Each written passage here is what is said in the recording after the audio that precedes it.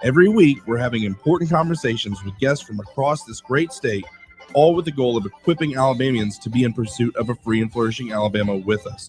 New episodes are released weekly. I hope you'll join us. 18 arrests were made in Baldwin County in the past 7 days following an immigration takedown effort launched by the FBI field office in Mobile. Multiple law enforcement agencies were involved in assisting the FBI in this effort. I'm Andrea Tice. For more news affecting Alabamians, go to 1819news.com. And while you're there, subscribe to the daily newsletter. Hi, this is Bo Goodson from the Goodson Group with your Real Estate Minute. Recently, I met with 3 different owners of homes who had the same problem.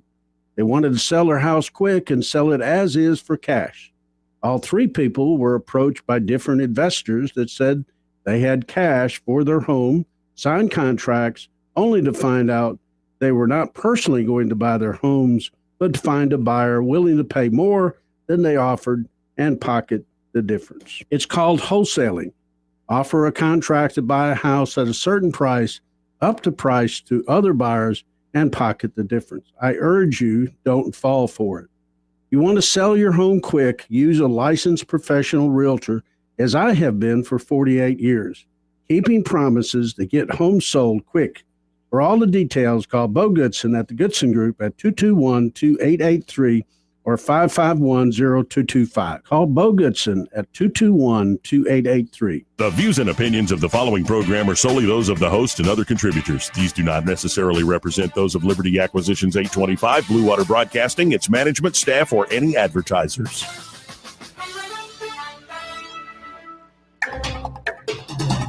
It's time for Montgomery's conversational radio show. It's news and views on News Talk 93.1 FM. To join the conversation, call 272-9228.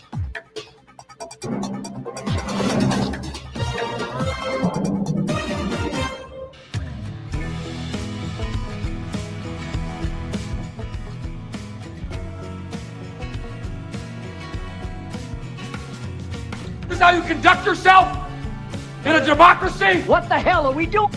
We are behaving the way a superpower ought to behave. Well, our behavior has produced some crappy results. Joey Clark.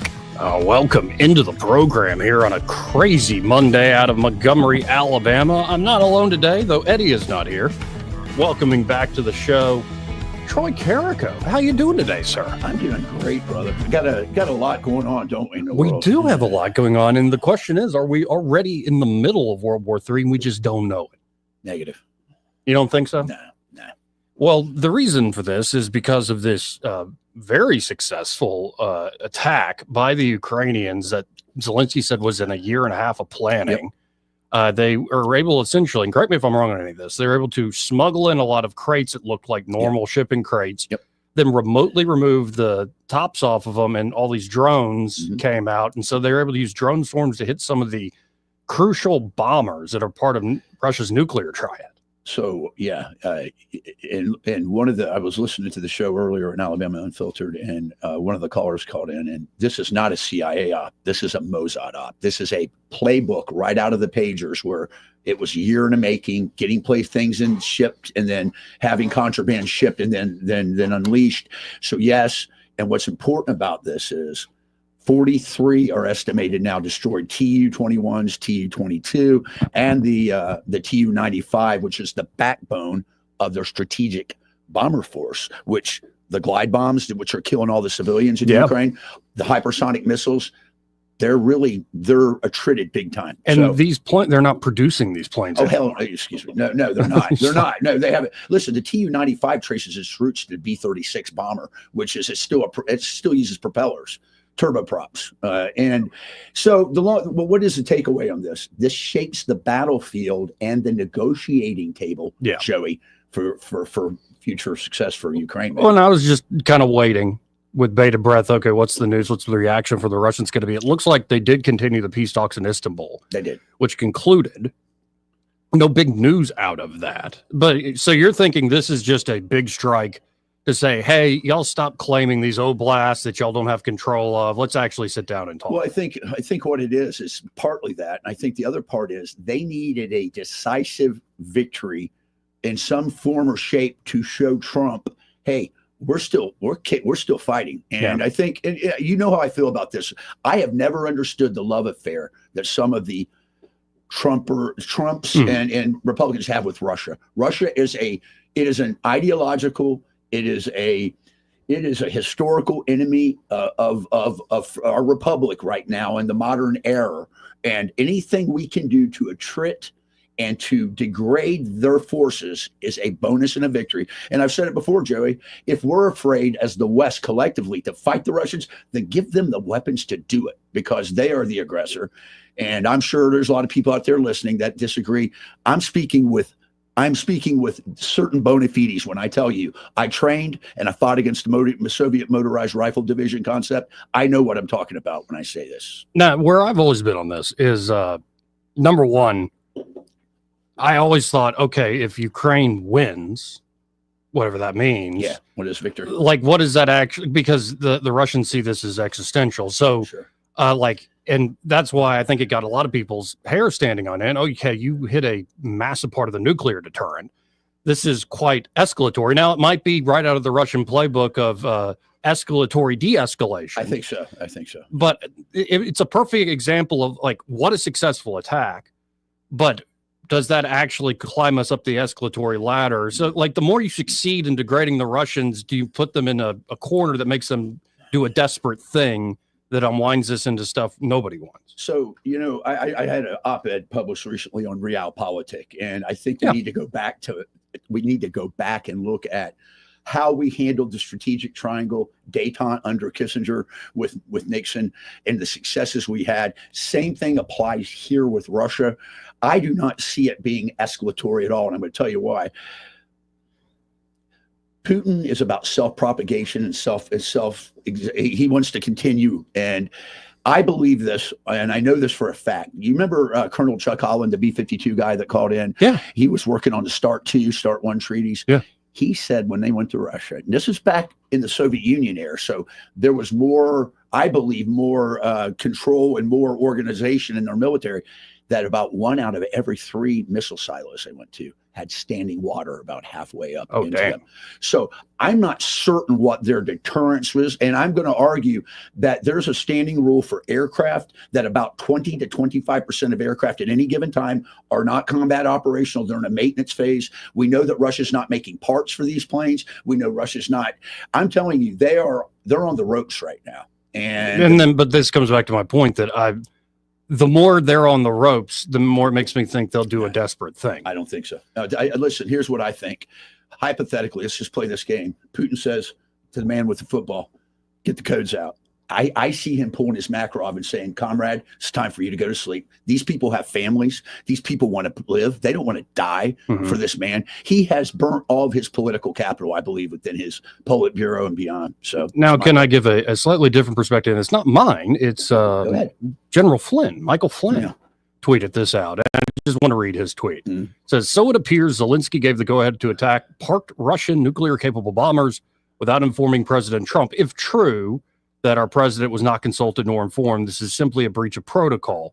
It's a geopolitical insult and a warning. Now, that's a big if, because Trump did say, last week, that if Russia doesn't make peace, bad things are going to happen to Russia. Exactly what he said. So maybe Trump was aware of this. If Ukraine is willing to conduct strikes with strategic consequences without notifying the White House, we are no longer allies with coordination issues. We are co-belligerents flying blind. Also, Senator Warmonger Lindsey Graham and Senator Dick Blumenthal's recent visit. That is the thing. Like, they were both in Kyiv, like for days. I mean, yeah. And apparently spent like $800,000. Like, lavish. They were living lavish. Who pays that? Is that out of their own pockets? No, that's out of their congressional budget. Crazy. And donors can continue to pay that too. So this attack could appear as though it was sanctioned because, writes General Flynn, because these 2 senators being there. He also continues, I pray the Russians have better intelligence than that. In my honest opinion, these 2 don't have the sense or common sense, talking about the senators, to pull something like this off. There will have to be denials. FYI, those bombers, writes General Flynn, that were hit have to be in full view due to nuclear treaty obligations. Right. So we can see whether they are armed with nuclear or conventional weapons. Zelensky took advantage of that. For instance, they appear to have hidden the drones in containers and were driven on trucks near the airbase. Smart use of deception. And you're saying this all has the hallmarks. Can we double down and underline on that? Oh, sure. Not the agency, but of Mossad. Mossad's behind it. So here's the deal. There's a lot of Ukrainian Jews in Israel. There's there's like a mafia of them there. Now they're getting a foothold in the Knesset and beyond. See, one of the problems Israel has today existentially is the generations that are currently occupying and living there forgot what the struggle was like in 49 and how to make it. And so there's a malaise with a lot of the liberalism that has come into Israel. But one of the most staunchest, hardest supporters of Zion is the Ukrainian Jews. And I know for a fact there's a lot of them involved with Mossad. They have been taking their techniques down to Africa, fighting the former Wagner Corps, the Africa Corps down there. So Mossad and Kurlov, the intelligence director for Zelensky, is very close. I know that for a fact. Now, Flynn goes on and said, people, and especially world leaders, need to realize the global implications to such an operation as Ukraine just pulled off. Russia will respond. Action, reaction, counter action. Those are the shifting tides of warfare, he says. This wasn't a bold action. It was brash. Ukraine's short-term win could be the world's long-term loss. But again, as we've underlined, this could be escalatory de-escalation, which is actually a Russian idea. Sure it is. Where, like, in their war plans, it's you set off a nuke not where really anybody is. It's a tactical level nuke just to demonstrate your we have them, willingness to use them. and we can use them. And so why would you have to do that? Because America is the only country that has used nuclear weapons. They know that we have a credible threat. Oh, absolutely, we have a credible threat. So, and I believe the Chinese put out a statement saying, "Hey, y'all better calm down." Like every nuclear power is kind of like, whoa. Well, is it any different with Kashmir, with the Indians and the Pakis? We didn't get no nuclear war. Here's the deal. I really believe this, Joey, with all my heart. And Flynn, well, I just want to say, go have a beer, because I'll tell you why. I'll tell you why. I've said this before, I'll say it again. As a warrior or someone that's fought, and I was made to do one thing, and that was military operations. I believe that with all my heart. God gave me a gift, and it came at a heavy cost in my life, personally and professionally, but I would do it again. The West is collectively afraid. That's why Putin is here. He is a master gambit player, all right? And until he gets punched in the nose, he ain't going to slow down. And I got news for you. I would say to Flynn, well, if they are going to strike back, it'll be about half of the capacity that they could have before. So, well, and the other thing I've been saying since the beginning of this is folks are like, is Russia justified in invading? No, they're not justified. But you have to think in realpolitik terms, as you wrote about last week. Were they strong enough? Were the United States, NATO, and Ukraine too weak in that moment? And I think that's part of the problem that led into this war. There's a lot of signaling, including that drunk wine aunt, Xanax o'clock, Kamala Harris, as vice president, goes over there. We're bringing Ukraine into NATO and stuff. And there were no plans. That didn't help. And and that sort of thing is like, it's a bunch of bluffing. It's a bunch of posturing. And we didn't think the Russians would actually move in the way they did. Some people did, but the Biden administration didn't. I think if Trump, he's right. He said, if he were in, this would never have happened. Never happened. And you made a good point. You said, well, were we collectively weak as the West, including America, at that point? I would argue, no, we're still collectively strong. We just lack the credible threat of using our force to enforce what we want. And in my op-ed, and maybe we'll read it later, one of the things about realpolitik is the classical globalist groupthink liberal left want to present the world to you as they want it. Yes. But that's not the way the world really is. Right. And that's where you have to take up the sword and oppose against a sea of troubles, right? Well, you can have a rules-based international order when you're also the strong single unipolar power backing all that up. I remember you and I, when we first got together, I said one of the problems with American foreign policy is we did not play our part aptly as the unilateral power in a non-polar world, in a asymmetric world, and in the absence of us being there and keeping things in order, we had a vacuum, and now we're dealing with that, I think. Well, and it's just also, there's the great book if you're into history, and I guess it's required as you get into your 30s, especially your 40s and 50s. You have to pick like the World War II or the Civil War or something. Yeah, it seems that way, doesn't But it? a lot of guys are going to Rome too. The Greco-Roman history and all that's not too bad.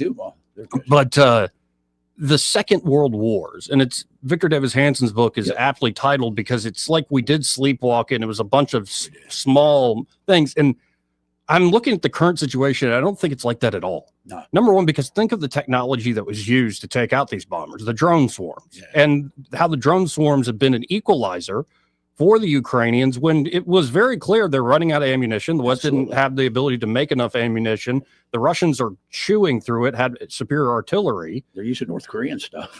Right. But the drones, it's hard to beat those drones because they're much cheaper. And so this signals like, okay, number one, it's not easy to move on the map, number one.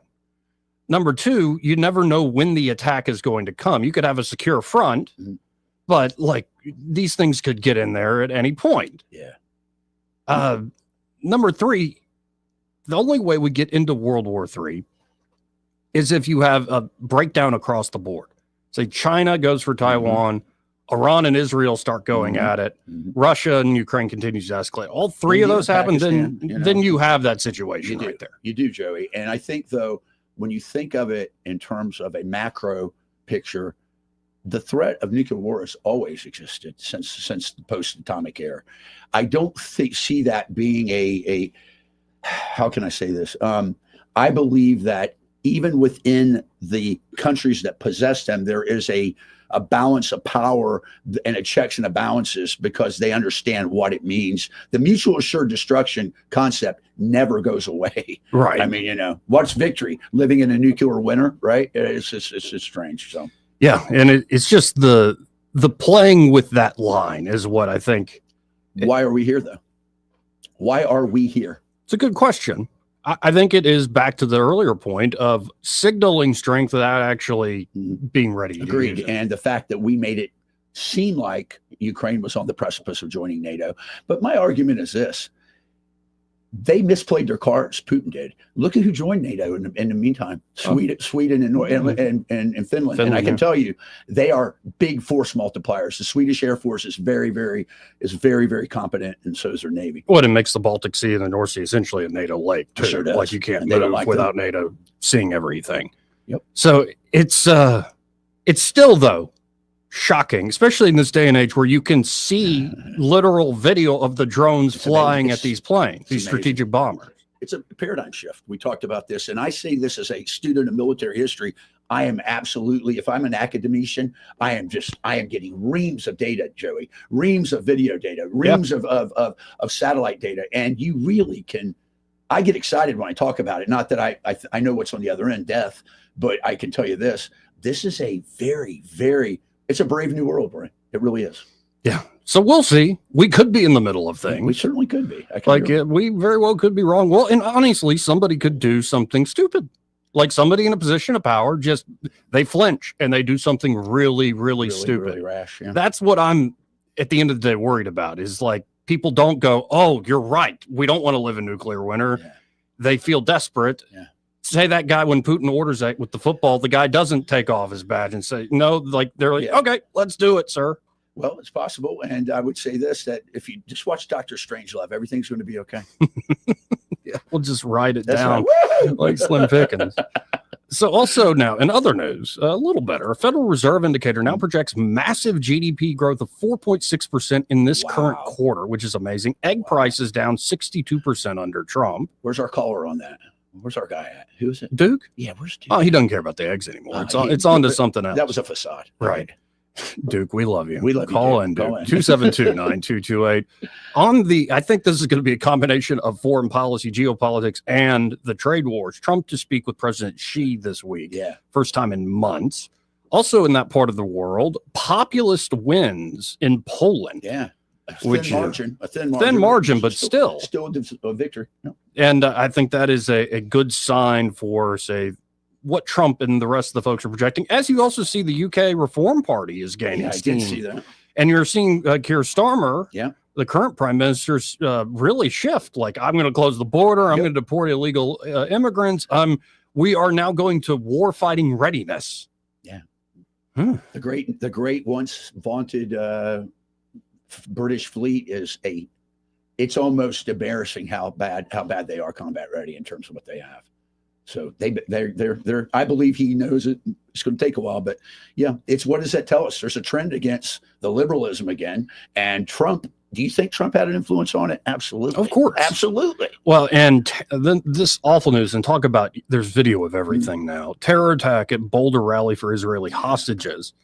The perpetrator is an illegal alien who overstayed his visa, and then the Biden administration approved him to stay longer. Sure He's from Egypt. He yelled "Free Palestine" as he used essentially Molotovs, but really a makeshift flamethrower to burn people alive. I told you it's a great weapon of mass destruction. The one I got. It's Oh, I scary. know. It's scary. When I saw It's that, I awful. thought, wow. Yep. And this is just a makeshift one. And it's like people warned that this sort of thing would happen. This guy's here illegally. You let him stay, and he goes and attacks a bunch of folks that are just holding a rally. It's You know what's funny is he's Egyptian, but I don't think the Egyptians want the Palestinians here. And I got news for you. Oh, Joe. yeah. We were not on last week, so it's been 3 weeks since I've been here. Mhm. If you think for a moment that the reconstruction of Gaza is not for the Israelis, you are wrong. They have a plan. The Israelis are going to displace the Palestinians. I believe that the two-state solution did not work. We have evidence that Libya and Syria and Egypt will be taking Palestinians in droves. So stay tuned. Also, we can get to, other odd, say, technology stuff and health stuff. There's a new study out saying exercise works better than drugs to stop cancer from returning, which is actually, it's true. I think it's common sense. Yeah. And but it's a good thing to have that backed up. Like if you don't want, especially cancer to return, it's good. I think to be RFK fit. is going to continue to give us droves of common sense and good things. So. There is I think, a weak-willed argument being made in this next piece. ChatGPT is making people do strange things. Does people really use ChatGPT? That's Grok still the one that's Grok, used the most. I use but- Grok. Oh, Grok, man. There is nothing but Grok. And Grok 3.5 is yes. probably right around the I know corner. it is. But and then Rand Paul claims at least 4 Republicans are against Trump's big, beautiful bill, while Democrats are saying if they pass this bill, people will literally die. Well, people are dying all the time. Yeah. So, and here locally, Democrats are not going to be able to stop me. Tuberville dismisses the whole Florida man legal challenges against his eligibility for governor. Also, people aren't shutting up about the potential Bruce Pearl run for U.S. Senate. I don't want to lose him as Auburn's basketball. I know. I listen. All my Auburn friends. I'm like, listen. Auburn's going to make a deal. Yellowwood's going to say you ain't going nowhere. Now, where does he stand on Israel and Palestine? Oh, yeah, man. He's very vocal on that. He is, and I think we need more of that. And we have another announcement that we knew this was coming after he resigned, but from the Alabama Supreme Court. But Jay Mitchell announces for Attorney General saying, "I'll take on the radical left, advance the Trump agenda, and never stop fighting for our state." And so there's a lot of moves being made. Also, rumors out there that Jerome Powell might resign today. I don't know about that. I don't know about that either. I'm not sure about that. Oh, and in Bitcoin world, Michael Saylor's bought more Bitcoins again. The strategy continues to buy. And by the way, that just continues around the world across more and more companies, more and more people buying this stuff. Should have sold that stuff, Joey. I'm telling you, man. Yeah. You'd be sipping margaritas. Oh, yeah. I'd be a millionaire. Working out whenever you want, doing what you want. I mean, I already kind of get to do that. 272-9228. That's 334-272-9228.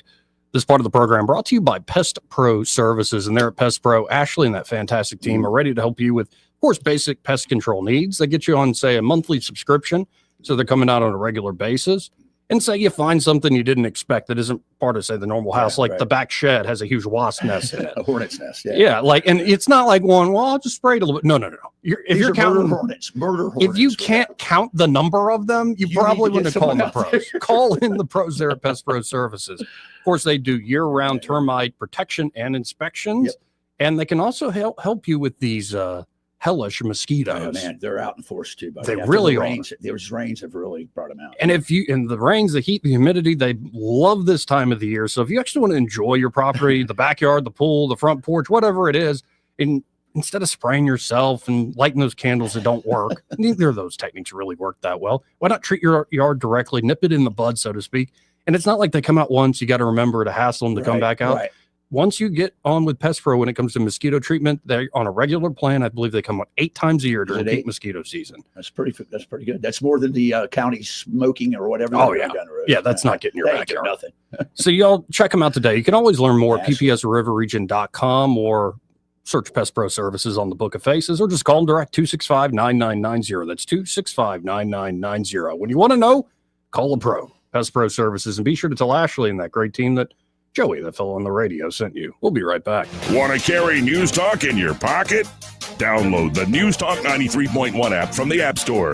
Available on iPhone and Android. Never miss a moment. Download now.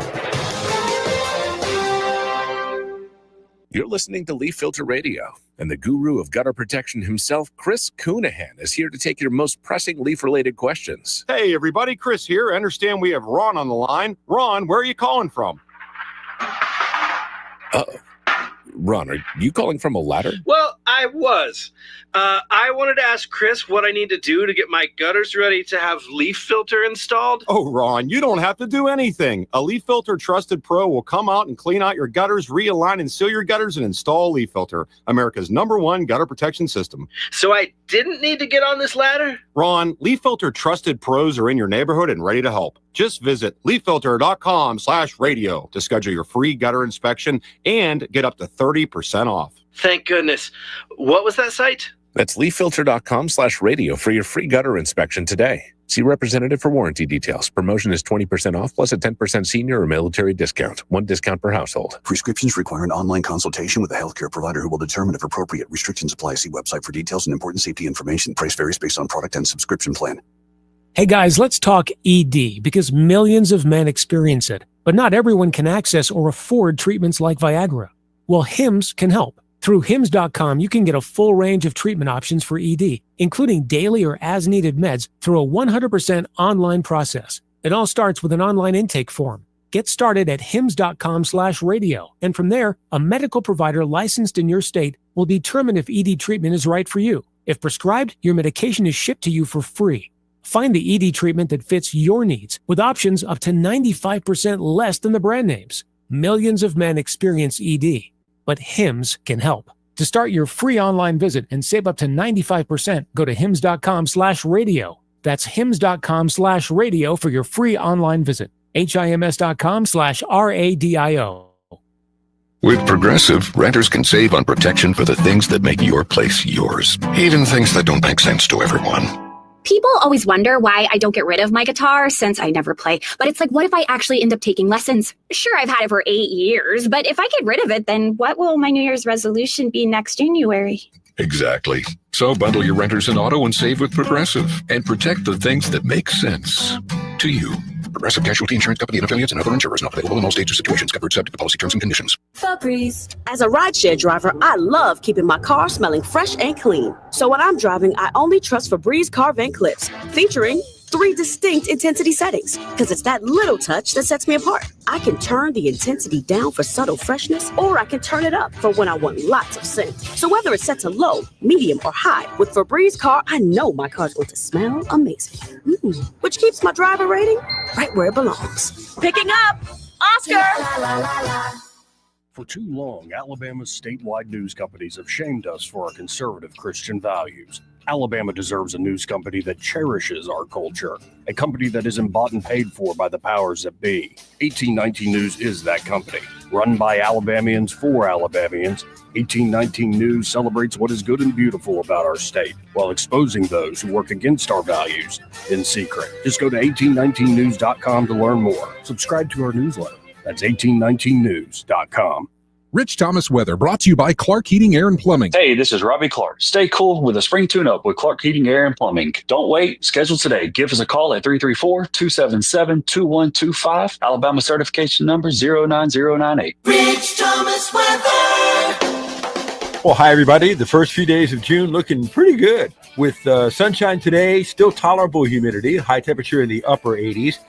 Tonight, clear skies, not quite as cool. Overnight low temperature in the mid-60s. Now, tomorrow we start to heat up with a high temperature in the lower 90s, not only tomorrow, but also Wednesday. Lots of sunshine. Widely scattered showers return to the forecast by Thursday afternoon, but a better chance of showers and storms on Friday and Saturday. From the Blue Water Weather Center, this is Rich Thomas. Budget Floors and More is your low price leader for everything you need for flooring and DIY flooring installation supplies. For the best prices on luxury vinyl plank, carpet, ceramic tile, flooring installation supplies, and more, shop Budget Floors and More, Hunter Lane across from Del Rey to Publix. When news happens, you'll hear about it first. The River Region's most trusted voice. News Talk 93.1 FM WACV.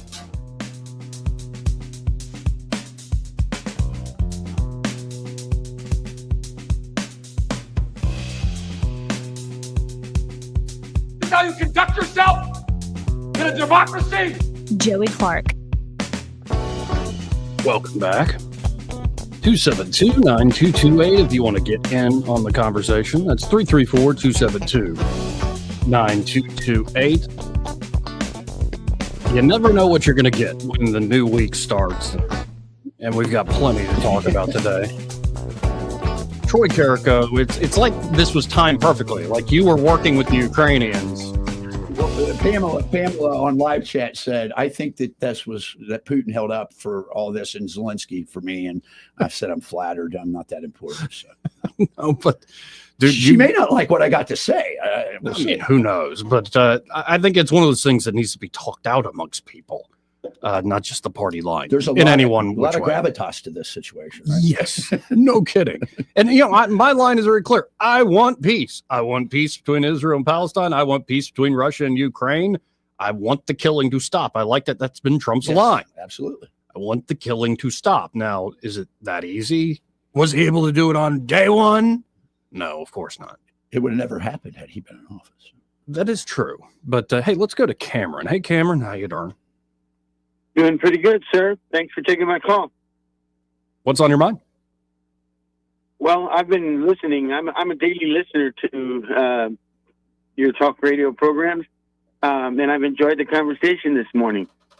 It's just amazing that we can sit here in Montgomery and discuss global politics. Oh, of course. We don't have to just focus on, who got shot down on the corner or something. Sorry. Yes, sir. But I can tell you, and I would like to add to the conversation, that we can sit here in the shadow of Memorial Day. Yeah. And even though we can't read Trump's mind, we can understand his strategies. Amen. There is no question that he controls that table that Zelensky and Putin sit at. And in the shadow of Memorial Day, I would like for us to think about all the lives of our young or older American men that served global peace. My grandmother built the B-series bombers. Yeah. She built them in Detroit. She was Rosie the Riveter, Cam. She was Rosie the Riveter, man. Mm-hmm. That's exactly right. And she's the sweetest lady. You wouldn't believe it. She made bombers. Yeah, I love it. We lost thousands of them. Yeah. But it turned the tide. You're right, brother. You're right. Hey, let me ask you something, Cam. Let me ask you something because you're engaged. Let me ask you what your opinion is on this. What do you think? Would this have happened had Trump still had been in office and we didn't have the Biden debacle? Would you think that Putin would have moved in under those auspices? No, sir. No, I do not. And I don't mind being adamant about it. And I would be happy to engage in a debate about it. Oh, yeah. Because I believe history is going to be brutal on the Biden administration. Absolutely. Yeah, I agree. Well, especially the more Biden keeps showing up in front of the camera, spouting off. Right. Which also bothers me that we have agents of our government that think that they can go under their own accord and go to a foreign nation and get engaged while our president is sitting down at the table of power. Yeah. There's no way they're helping. Oh no, Lindsey, there are so many folks online right now saying Lindsey Graham must be primaried. There are so many folks and we'll see. I mean, sometimes it's like, oh, Lindsey, he's down and out, but he's a survivor. He's a survivor. I wrote about it. Yeah. About a month ago. Weird. He's perfectly wretched because he's a weather vane. He knows exactly where the wind is blowing, whose ass to kiss. He's the weatherman. He just knows he's perfect at this game, but we'll see. Agreed. Hey, Cameron, did you get a chance to read? Did you get a chance to read on 1819 my recent op-ed about Pax Americana? No, actually, I'm homebound due to a stroke, but I'm joining 1819 because of you guys keep referencing it. Well, I may read it a little later if Joey lets me. I think it'll ring a bell with you. It's about the new Pax Americana we're on the brink of with Trump. Yes, sir. I agree with you. And here's the reason. History paints the future, right? Yep. Absolutely. If you look at what won World War II, it was America's involvement. Nobody else that. Russia lost so much. True. And that's what wore Hitler out, because Hitler was a megalomaniac. True. But the U.S. contributed blood and treasure, without a doubt. You know, one of my favorite stories about World War II, it was in 1965 when Dean Rusk was visiting France when Charles de Gaulle was president. France decided to leave NATO because they didn't like the whatever the politics were of it. And de Gaulle calls Rusk into his office. He's the Secretary of State for Lyndon Johnson. And he tells him, he goes, I want all the Americans that are here out of this country within a year. And Dean Rusk looked at him. He put his clipboard down and said, does that include the ones that are buried on the soil here? I love that. That's a powerful story. I love that. Powerful story. Yes, sir. Well, I appreciate the call. Appreciate you listening, Cameron. Oh, every day, brother. Every day. Thanks, sir. 272-9228. This part of the program brought to you by Montgomery Men's Health. Ooh. And they're at Montgomery Men's Health, brother. They're ready to help you out, especially if you don't feel like yourself. Andropause, it's serious. It's a very serious thing. And, you know, for the longest time, it's like guys in their 40s, 50s, 60s. Yeah. Naturally, you stop producing as much testosterone. You just don't feel like yourself, and you want to be able to keep that edge. You do. Feel like yourself. But it's already happening to guys in their 20s. In fact, if you're a young dude in your 20s, it's not like you're eating a crap load. You're trying to work out, but you're not seeing any gains. You're not sleeping well. You're never ever in the mood at all. Like you have no sex drive to speak of. You know what's funny too for the young guys? Something if they go wrong. to a doctor, they're going to say, "Oh, you're too young." No, I think Montgomery Men's Health does blood work. No, they will help out anybody of any age, adults, of course.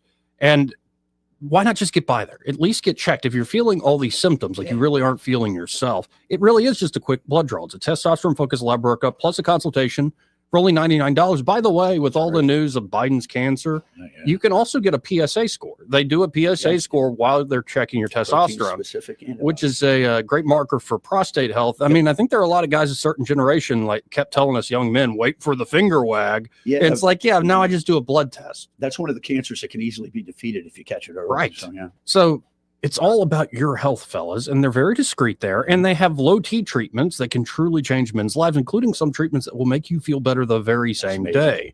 Men can experience higher energy, better gains in the gym. Brother. That's right, brother. Better mental clarity, improved sleep patterns, a faster metabolism, and you usually even notice an increased libido. And you can actually book the same day that you call. It's time to feel amazing, guys. That number 440-3663. That's 440-3663. Or go to MontgomeryMen'sHealth.com to book your appointment today. Let's see who this is on line one. You're on there. Who's us? It's Clint, sir. How are you doing? Good. How you doing, Clint?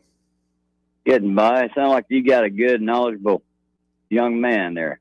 Thank you, Clint. I think you can tell my wife, I'll pay you $5 if you'll tell my wife that, okay?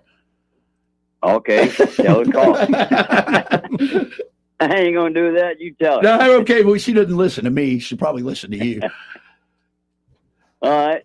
What you got for us? Sir, who was the leader of the Soviet Union in 1969?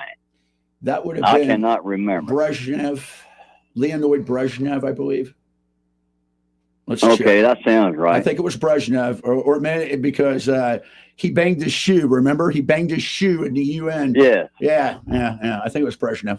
Yeah, Brezhnev. Okay, then I joined the Army in '73, and thank you for your service. We were a border patrol unit. We patrolled the Czech border. Oh my! Who were you with? Who Who were you with? Border. Who were you with? Who was I with? What unit? What unit were you with? Oh, 2nd Squadron, 3rd Cavalry Division. Listen, Dragoons. I am a 3rd ACR alumni. So appreciate it. We've got something in common. Who'd you pray? That toujours prêt, always ready. Always ready. Yes, sir. No, man. Well, anyway, you know, in 1969, I think the Czech Republic asked our government to invade. They did.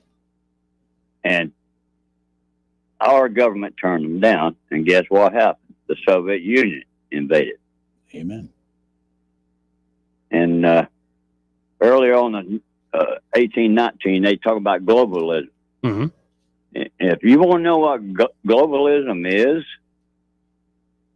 go to a country that has no freedom. Then you'll understand globalism. You're correct. And a lot of people have no frame of reference. They don't have a frame of reference. And the Czech, yep, the Czech Republic, there were houses divided. Mm-hmm. Family members were locked up on the east side and the west side. Now that's globalism. You know, when there and I believe this, and I want your opinion. When there's an ism at the end of something, even schism, there's division. Okay, and that's really what it is. I think in communism, socialism, globalism, they're the same. They're all the same. That's right.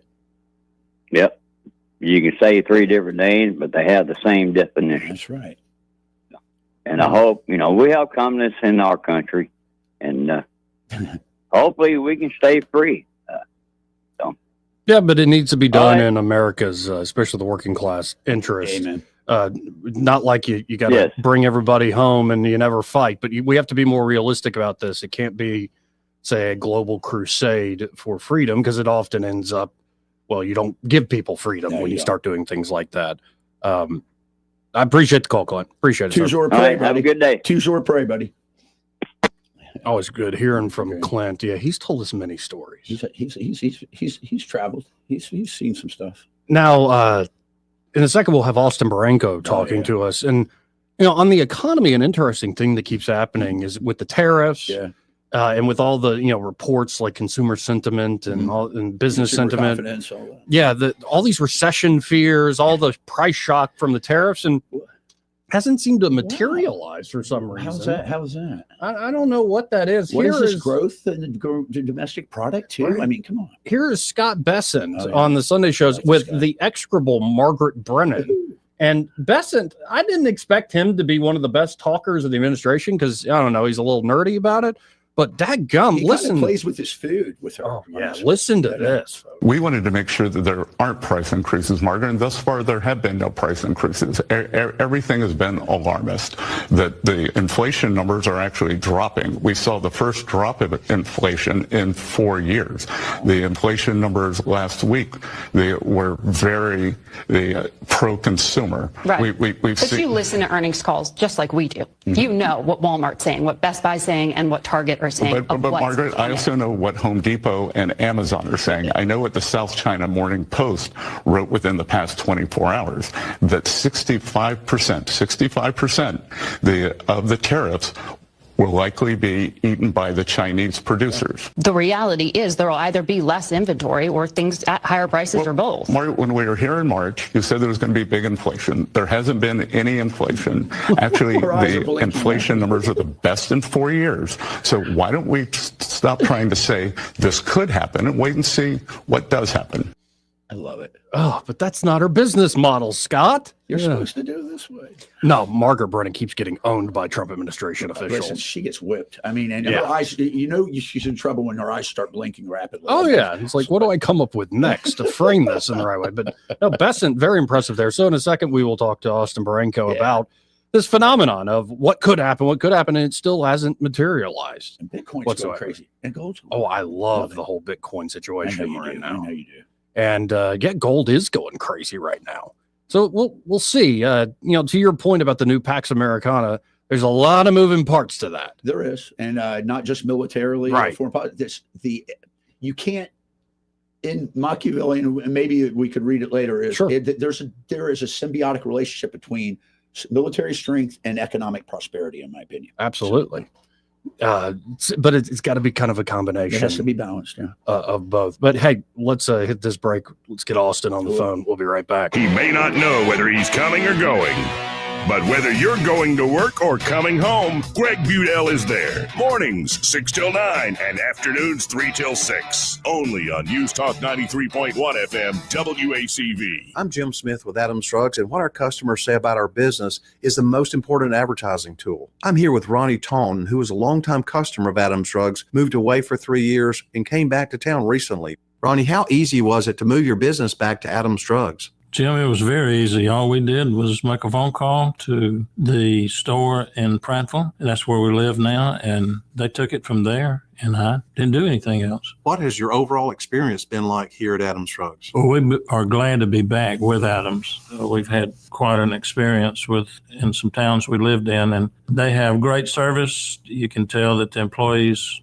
are glad to be there to serve you, and I couldn't ask for any more. Whatever formula the Vinson family has, they need to keep it in a safe place because it's certainly working. Come in to any of our 12 Adams Drugs locations. Visit us at adamsdrugs.net to find the location nearest you. Adams Drugs is your independently owned Health Mart pharmacy. Health Mart, taking the time to listen and care.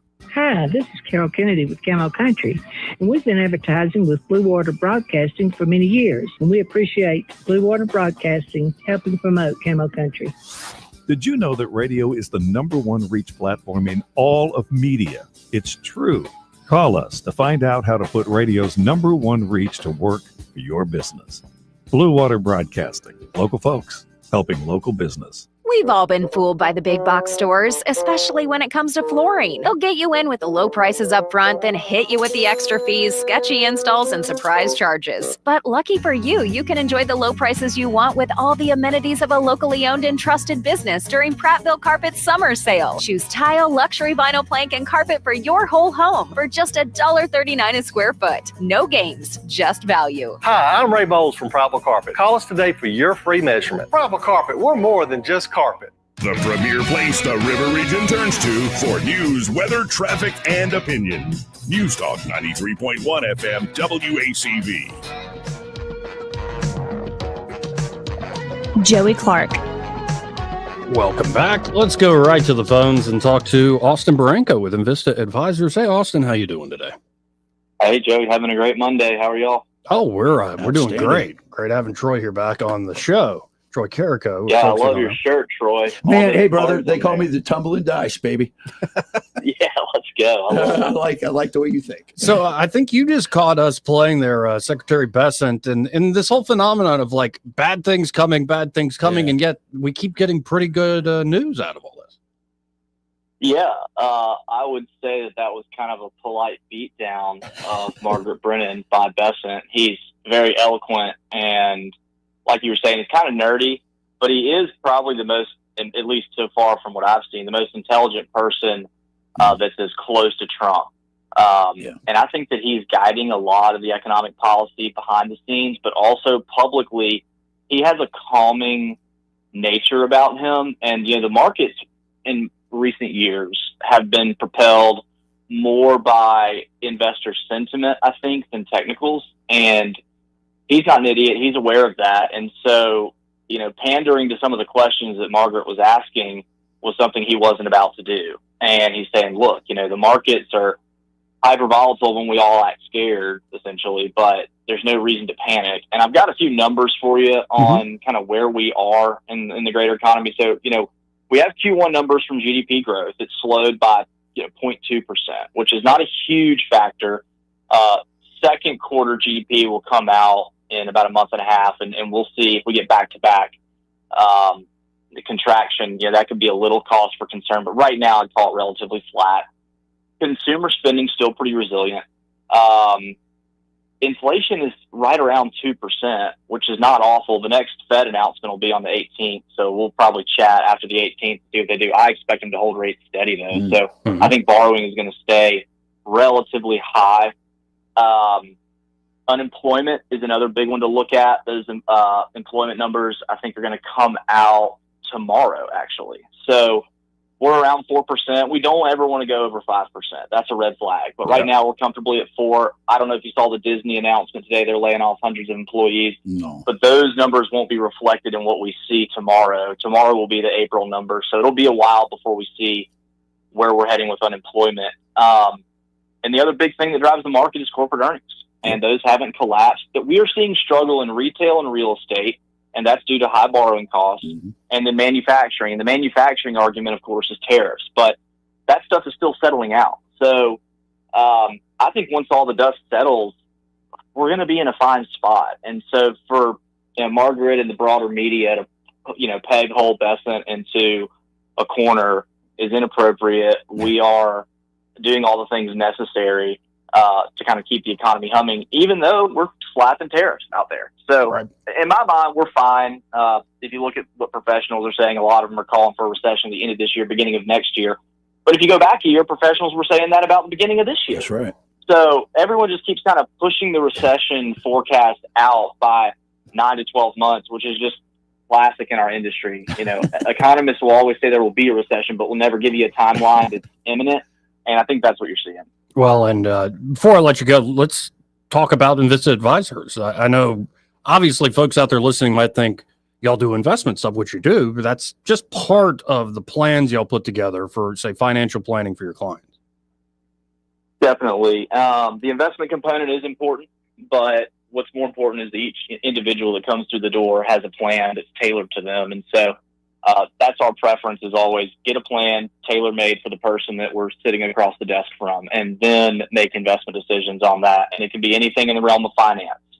So if you're listening, you got any questions, give us a call and we'll definitely help you out. Well, and it's not like you got to be in your 50s. Like, it might be a much better thing to get a plan going in your late 20s and 30s, right?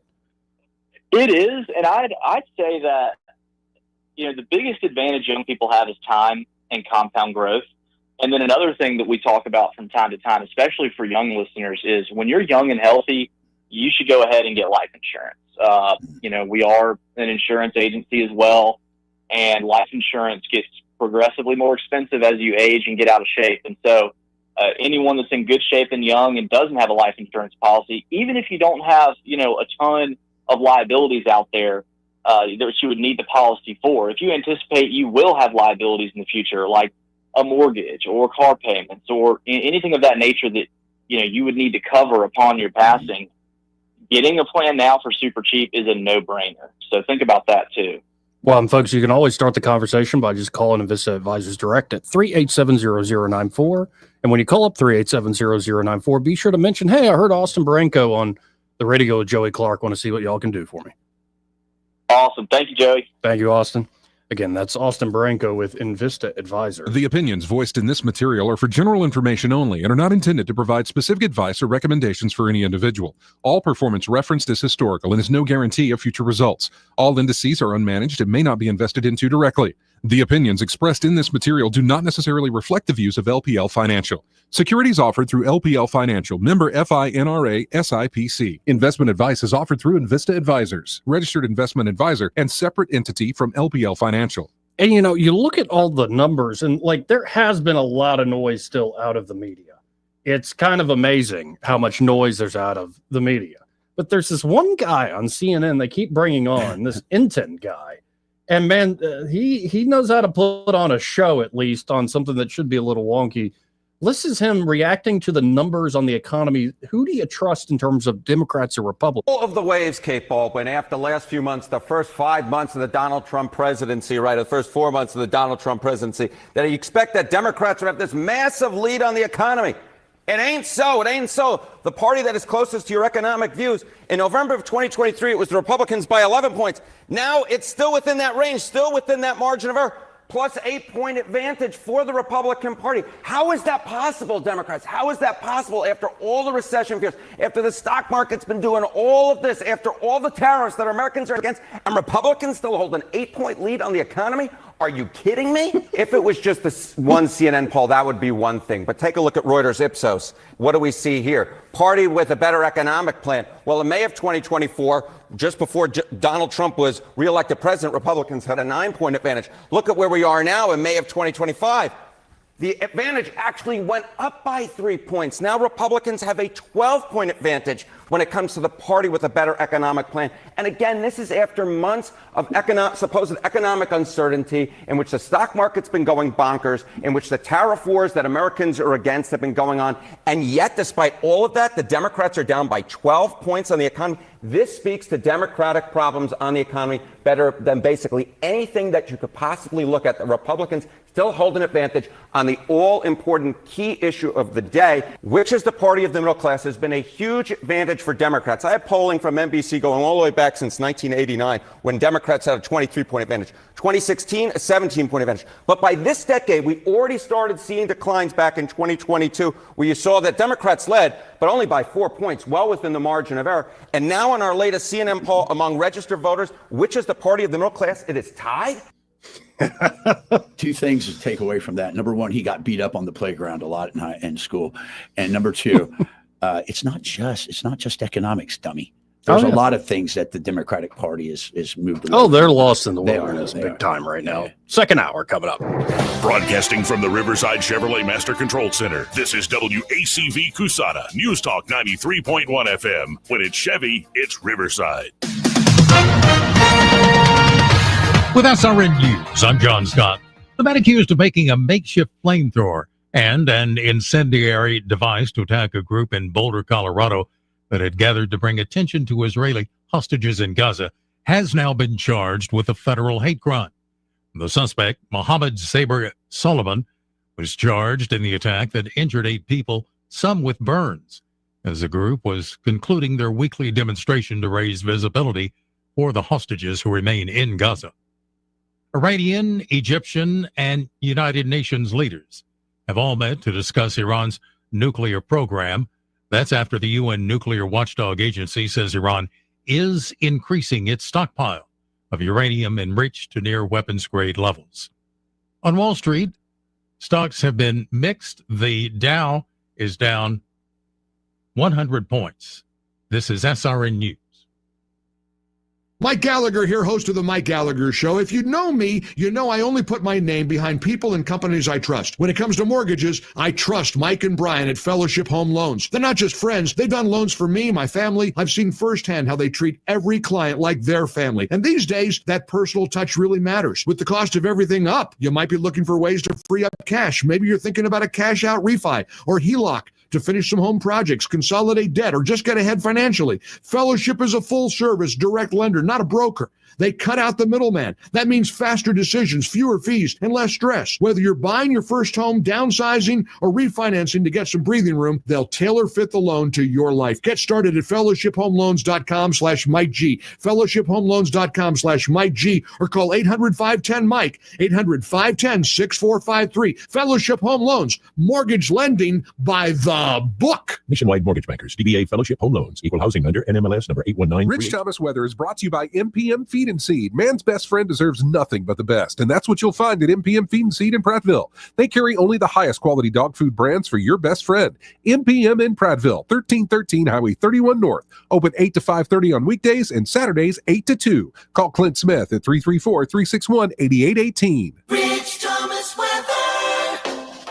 Well, hi, everybody. The first few days of June looking pretty good with sunshine today, still tolerable humidity, high temperature in the upper 80s. Tonight, clear skies, not quite as cool. Overnight low temperature in the mid-60s. Now, tomorrow we start to heat up with a high temperature in the lower 90s, not only tomorrow, but also Wednesday. Lots of sunshine. Widely scattered showers return to the forecast by Thursday afternoon, but a better chance of showers and storms on Friday and Saturday. From the Blue Water Weather Center, this is Rich Thomas. CB&S Bank has a long history of stability and a legacy of serving our community's needs for generations since we began in 1906. At CB&S Bank, we're here for you. All loans subject to credit approval, member FDIC, and equal housing lender. From the Blue Water Broadcasting News Center, these are today's top stories.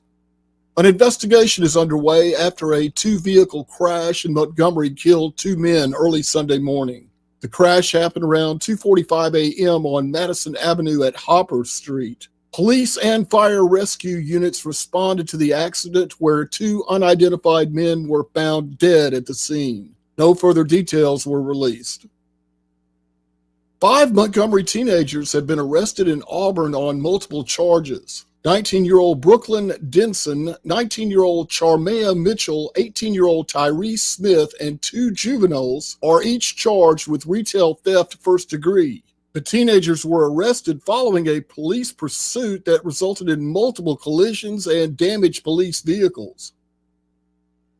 The Metro Area Crime Suppression Unit has released new data. Since its formation in June 2024, the MAX unit has served 952 arrest warrants, made 414 arrests, seized 256 firearms, and recovered 65 stolen vehicles. The MAX unit has also taken 164 machine gun conversion devices off Montgomery streets. From the Blue Water Broadcasting News Center, I'm Sky Mosley. This hour of news and views is brought to you by our good friends at Alabama Home Mortgage. Alabama Home Mortgage, 567-4223. Visit them on the web at myalabamahomemortgage.com. NMLS number 1586368. An equal housing lender. For reliable electrical services in Central Alabama, trust the experts at Crosby Electric. Crosby's licensed and insured electricians are ready to tackle any project for your home, from troubleshooting, repairs, to installing new lighting and preventive maintenance. And Crosby understands the need for quality service for small business. Crosby is big enough for the largest job, yet small enough to bring real value. Visit crosbyelectric.com to schedule your service. Crosby, powering Central Alabama with excellence. The views and opinions of the following program are solely those of the host and other contributors. These do not necessarily represent those of Liberty Acquisitions 825, Blue Water Broadcasting, its management, staff, or any advertisers.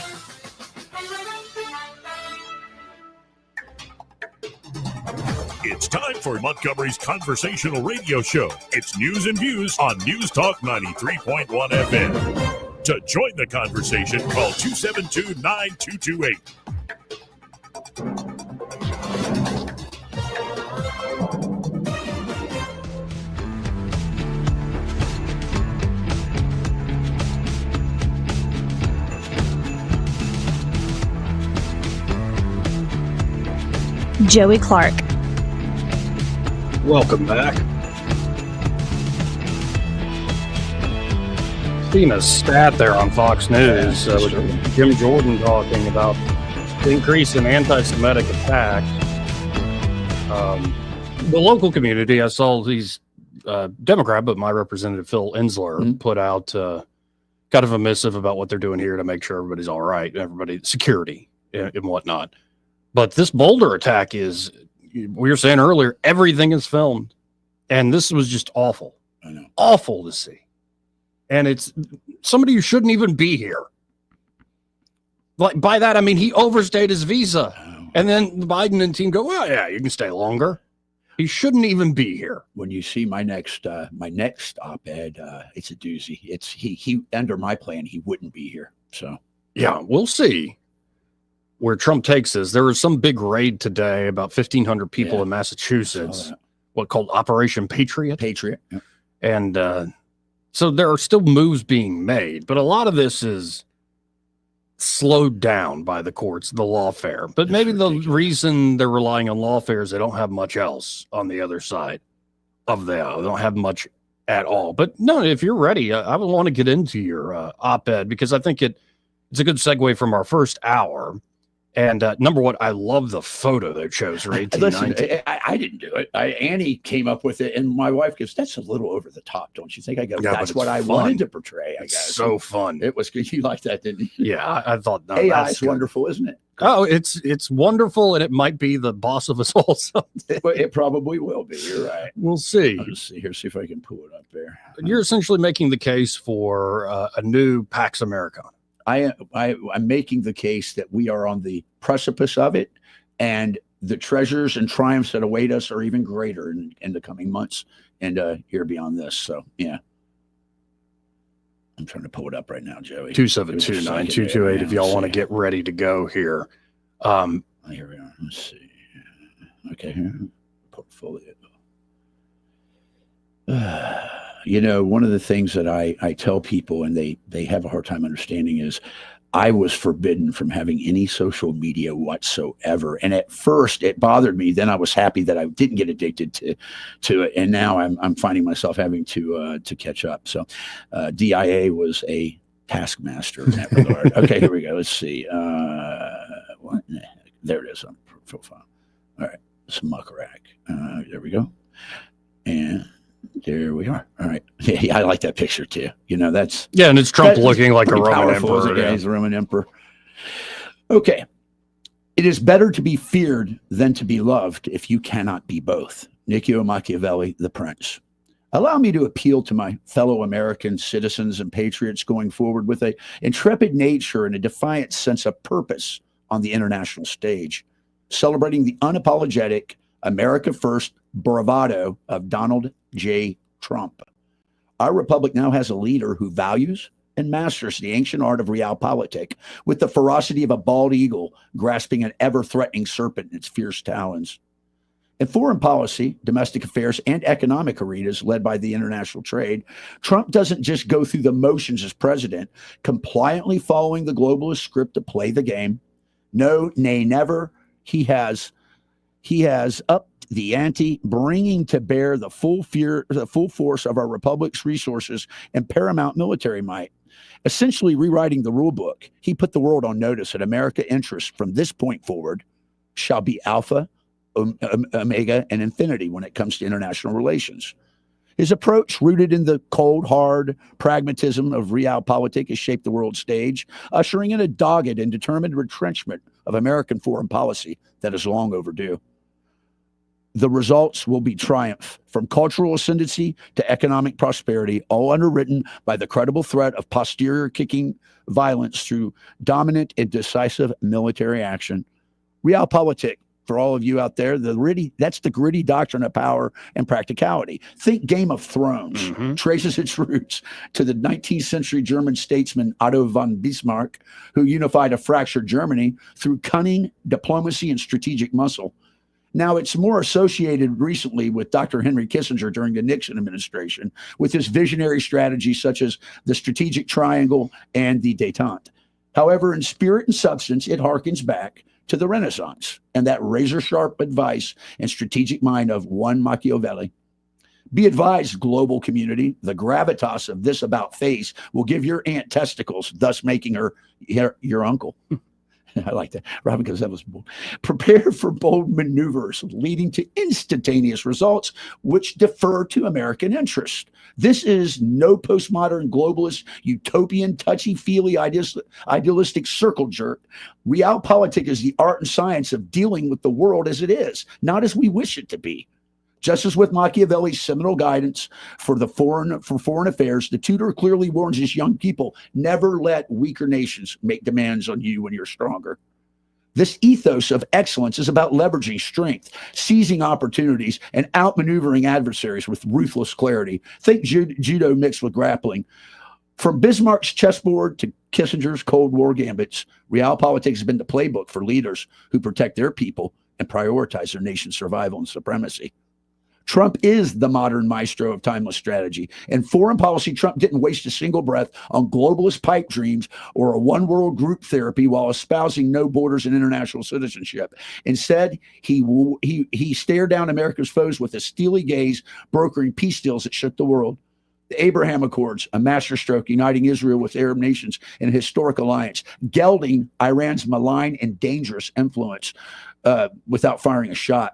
Trump strong-armed North Korea's little rocket man, a.k.a. Kim Jong-un, into talks not with weak-kneed, white-privileged appeasement with the threat of fire and fury. And I believe his words were, like the world has never seen. Mm-hmm. And when ISIS dared to rear its ugly head, Trump unleashed the might of the U.S. military, crushing their caliphate into dust.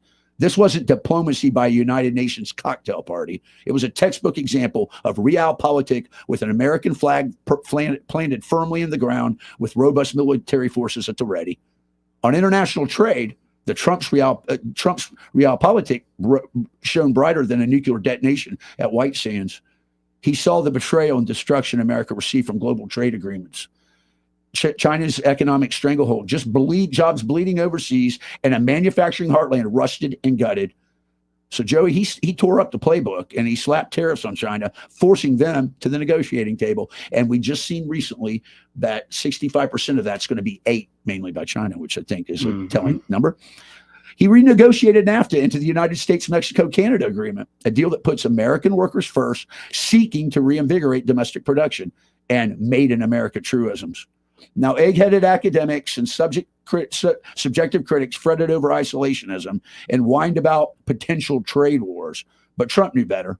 In realpolitik, you don't negotiate from atrophied weakness. You flex your economic muscle, protect your people, and make the world bend to your terms, even if a couple carrier strike groups must be deployed. The results, hundreds of billions in trade, concessions, and revitalized American economy starting to roar louder than a Detroit assembly line. Trump's genius lies in his complete rejection of the elitist dogma that America should sacrifice its sovereignty for global goodwill and noble benevolence. He received Machiavelli's message. He had Ptolemaic wisdom, and he championed the postmodern movement that power, not platitudes, secures a nation's future. Meanwhile, the Washington swamp begrudgingly motes through along in a shoegazing fog. Trump brokered deals that put America first because that's what a leader does, making no apologies for it. He didn't bow to international bureaucrats or kowtow to foreign powers. He didn't fall for the weak magic of the globalist one world, no borders cult. He stood tall, a veritable colossus of conviction, reminding the world that the United States is the greatest force for freedom and prosperity ever seen. Trump's realpolitik wasn't perfect now, but it was unmistakably American. Yes, Trump ruffled feathers, but that's what happens when you prioritize your people over the globalist groupthink. In a world of wolves, Trump was the roaring lion, bold, fearless, fiercely protecting us on our shining city on the hill. Think of him as our Cincinnatus. Thus, let us raise our glasses and our voices in gratitude for a leader who dares to wield realpolitik and with unapologetic gusto, proving that America's strength is its greatest asset. We are in the midst of a nouveau Pax Americana, make no doubt about that. And even greater triumphs and treasures await our republic. Machiavelli knew, and Trump has validated the truism that it is better to be feared than loved.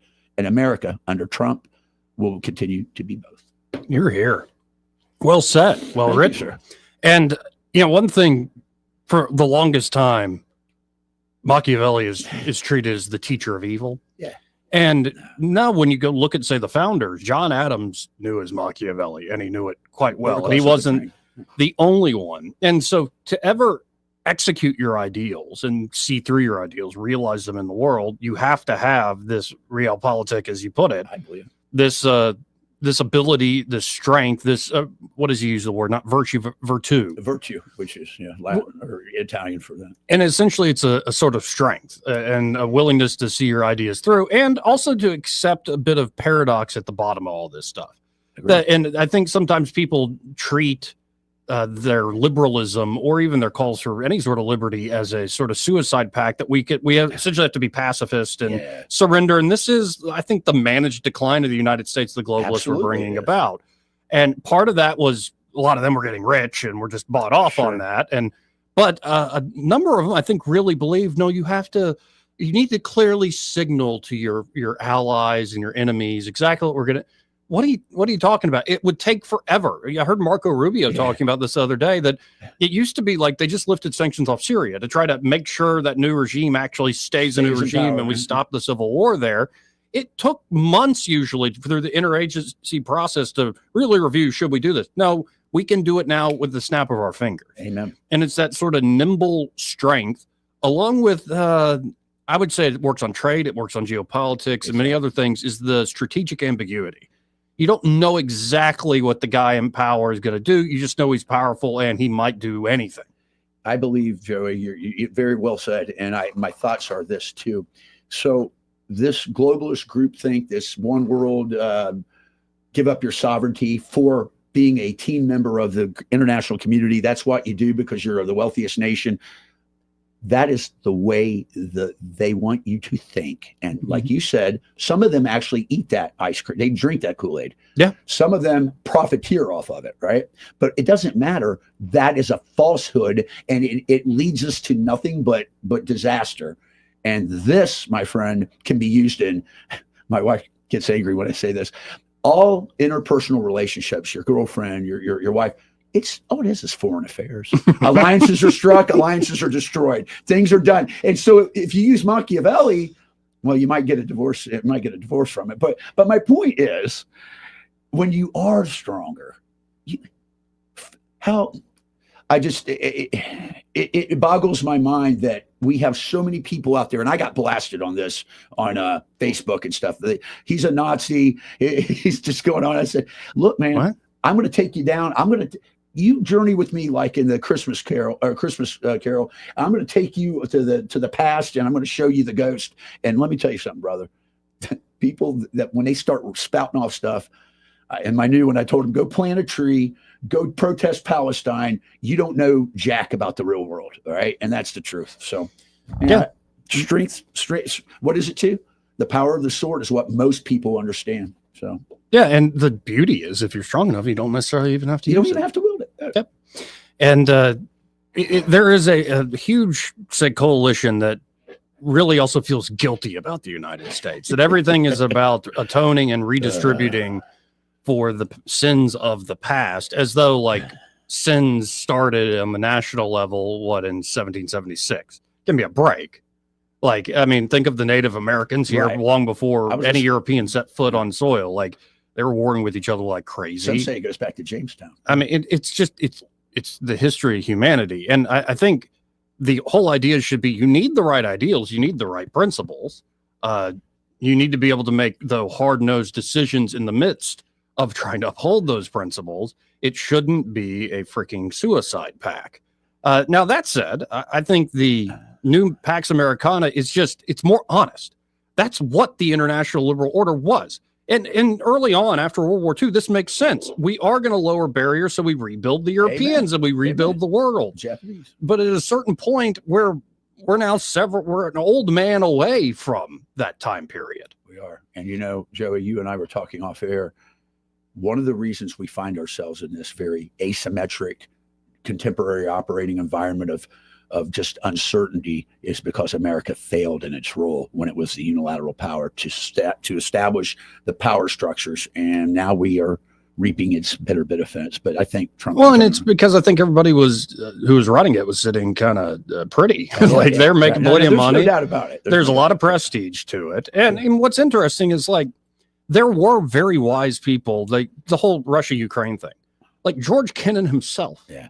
I think William Perry, the Secretary of Defense for Clinton, we could go through the list of many people are like, this whole march of NATO just to do it is Kennan in particular predicted, number one, they're undoing my life's work. Yeah.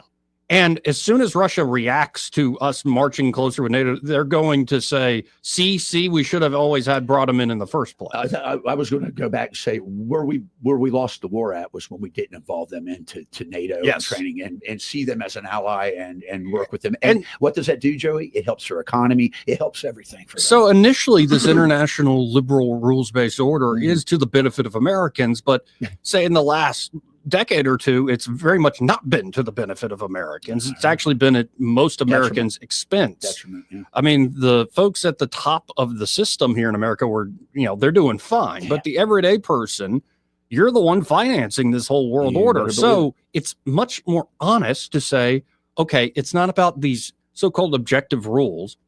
It's about what's in the United States' interest. And it doesn't mean you go, in fact, it's kind of a rebuke of this idea that you must go slay monsters abroad to spread liberty. In many ways, that's how the John McCain's of the world sold this. Yes, they did. Instead, no, it's like, we'll kick butt when we need to. We'll defend our interests when we need to. But it's not like, we're going to go make Saudi Arabia a democracy. No, we want the Saudis to be wealthy and to be at peace and to have stable societies so we can all make money together for our everyday people. That's as you brought up, the beauty of the Abraham Accords. Everybody said the key to unlocking Middle East peace, you got to solve Israel-Palestine. That international order has been doing that for about an old man. Like for 80 years, they've been going back and forth. I'm like, well, we'll get it this time. We'll get it this time. Has it worked? No, it hasn't worked. So maybe you try a different approach that goes around that issue. You stop beating your head against a wall. And I think it would have been even more successful if Trump isn't ousted in 2020. I can't agree with you more. I think Biden and team really dropped the ball. There was some retrenchment after that, but it's being solved. And one of the things I think that people, if you look at it from a macro again, Joey, is why did we?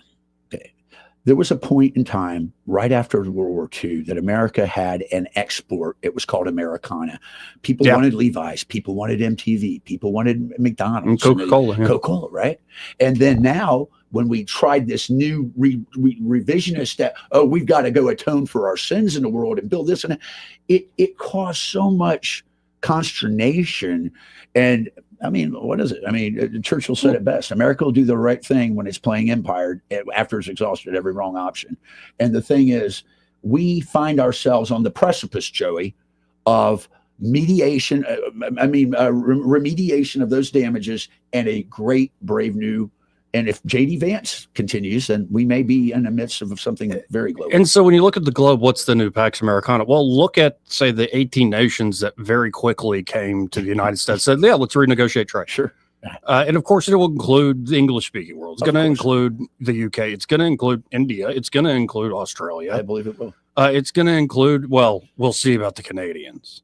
Though I think the Canadians had to talk tough in that last election, but I think the Canadians pulled pretty quickly. Colonel Holland, who we talked about earlier, was in on a cruise with the river cruises, and he went to Normandy, which he said was absolutely incredible. Yeah. But his best friend on that cruise was a liberal Canadian.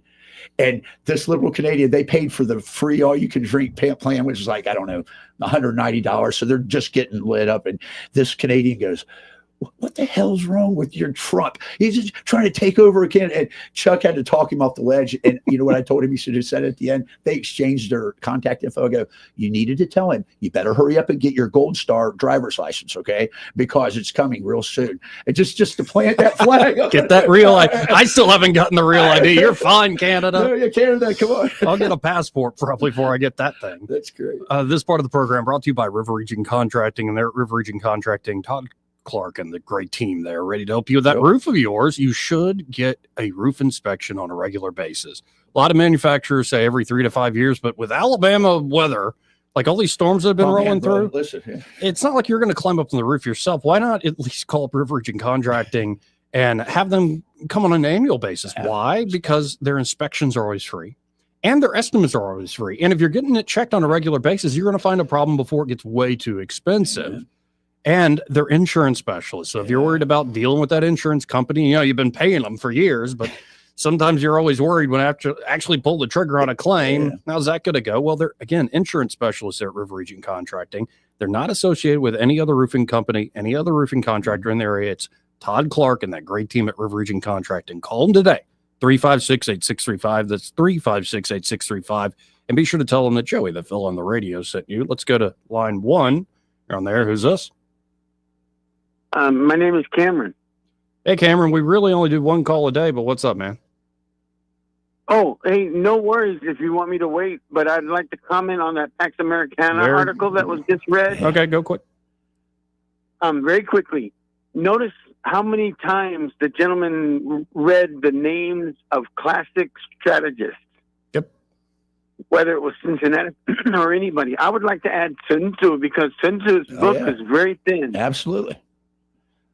Trump is a strategist. Imagine sitting across the table from him and negotiating. The economic battle that he is waging with China is historic in dimension. Amen. The world's largest carrier bombing was just carried out against ISIS. Now sit across the table from that man. You remember what he said to that group when he says, no one negotiates as good as I do. They said, let the legislature do this to Congress. And he goes, no one negotiates better than me. And he's right. Yes, sir. And you know who Trump's biggest enemy is right now? Who do you think it is? The people behind lawfare. The people that are running this lawfare nonsense, our own people in this country that aren't standing up and shutting down the senators and the various other parties that are just muddying the waters. Brother, I really appreciate your article. Thank you, Cameron. I'm glad you got to enjoy it. I'm glad I thought you would enjoy it. And it's always good to hear from you. So thank you, sir.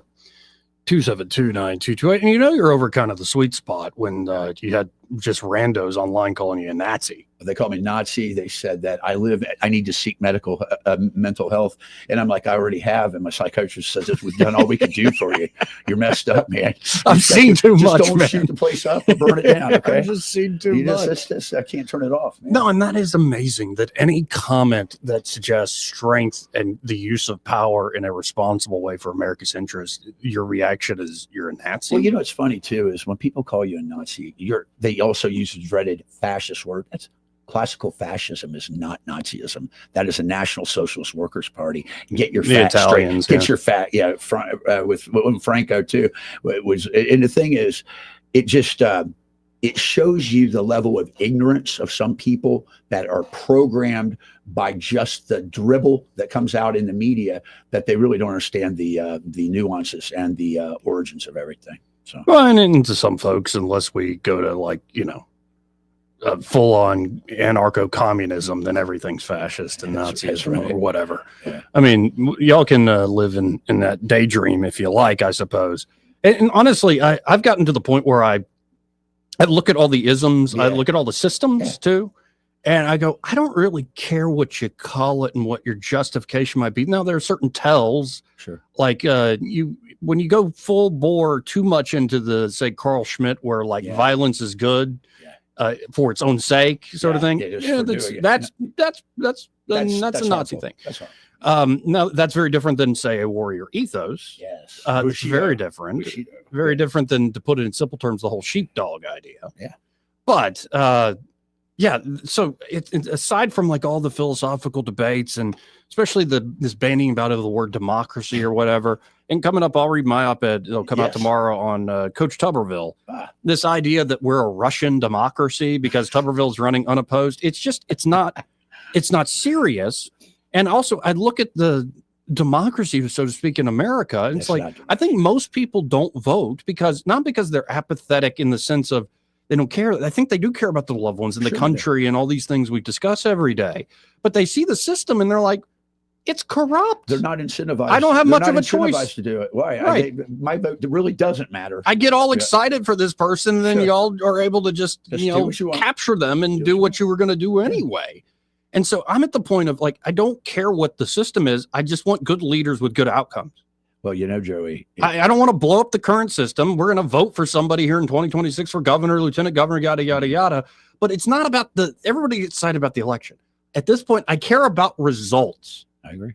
Gumming, I care about results. I am still a little salty about how they leashed Doge and Elon because that drives me a little crazy. But I want the results. I think there was an understanding with Trump in that there's still the presence of Doge is still very real now. I think, but yeah, I didn't like what happened with Musk. And so I think you could have liberty in any system. I think liberty still is the North Star there. And what do you mean by the word liberty? And get into the definitions and be careful with that. I had libertarians. Is it ordered liberty under God, so to speak? Exactly what it is. Yeah. But I think you can get to that through any particular system. I think democracy can do tyrannical things. I think monarchy can do tyrannical things. I think oligarchy can do tyrannical. They can all do tyrannical things. It's more like, okay, if we're looking out for everyday people, for the good of everyday people, and for their basic freedoms under God, okay, what are the practical things we need to take and the steps we need to take? And maybe it's just realism. Realism in foreign policy, realism in domestic affairs. Yes. Realpolitik, the body of politics in a real. And you know what about democracy is, if Franklin, one of my favorite quotes, all you have to do to determine that democracy is the worst possible government is talk to the average American for 5 minutes. Though sometimes I've wondered, like, if you just pick some people randomly out of phone books that don't exist anymore, we might have a better Congress than we currently have. Or we could go down on the Social Security roster and call some of these people that are under 20. You've been around for a while. Why don't you tell us? Yeah, you've been around for 200 years. Tell us what Mr. Franklin was like. What did he say? No, and that's what's fascinating is you go read some like old John Adams. Oh man. It is not the guy who really was one of the main founders and shapers of the current constitutional order. Like it's nothing like this post Woodrow Wilson world and League of the Nations way we talk bureaucrat. about it. Yeah, how democracy's become this meaningless word where even, I've said it before, I'll keep saying it, where North Korea is the Democratic People's Republic of Korea, which is what, 3 synonyms for democracy? Yeah.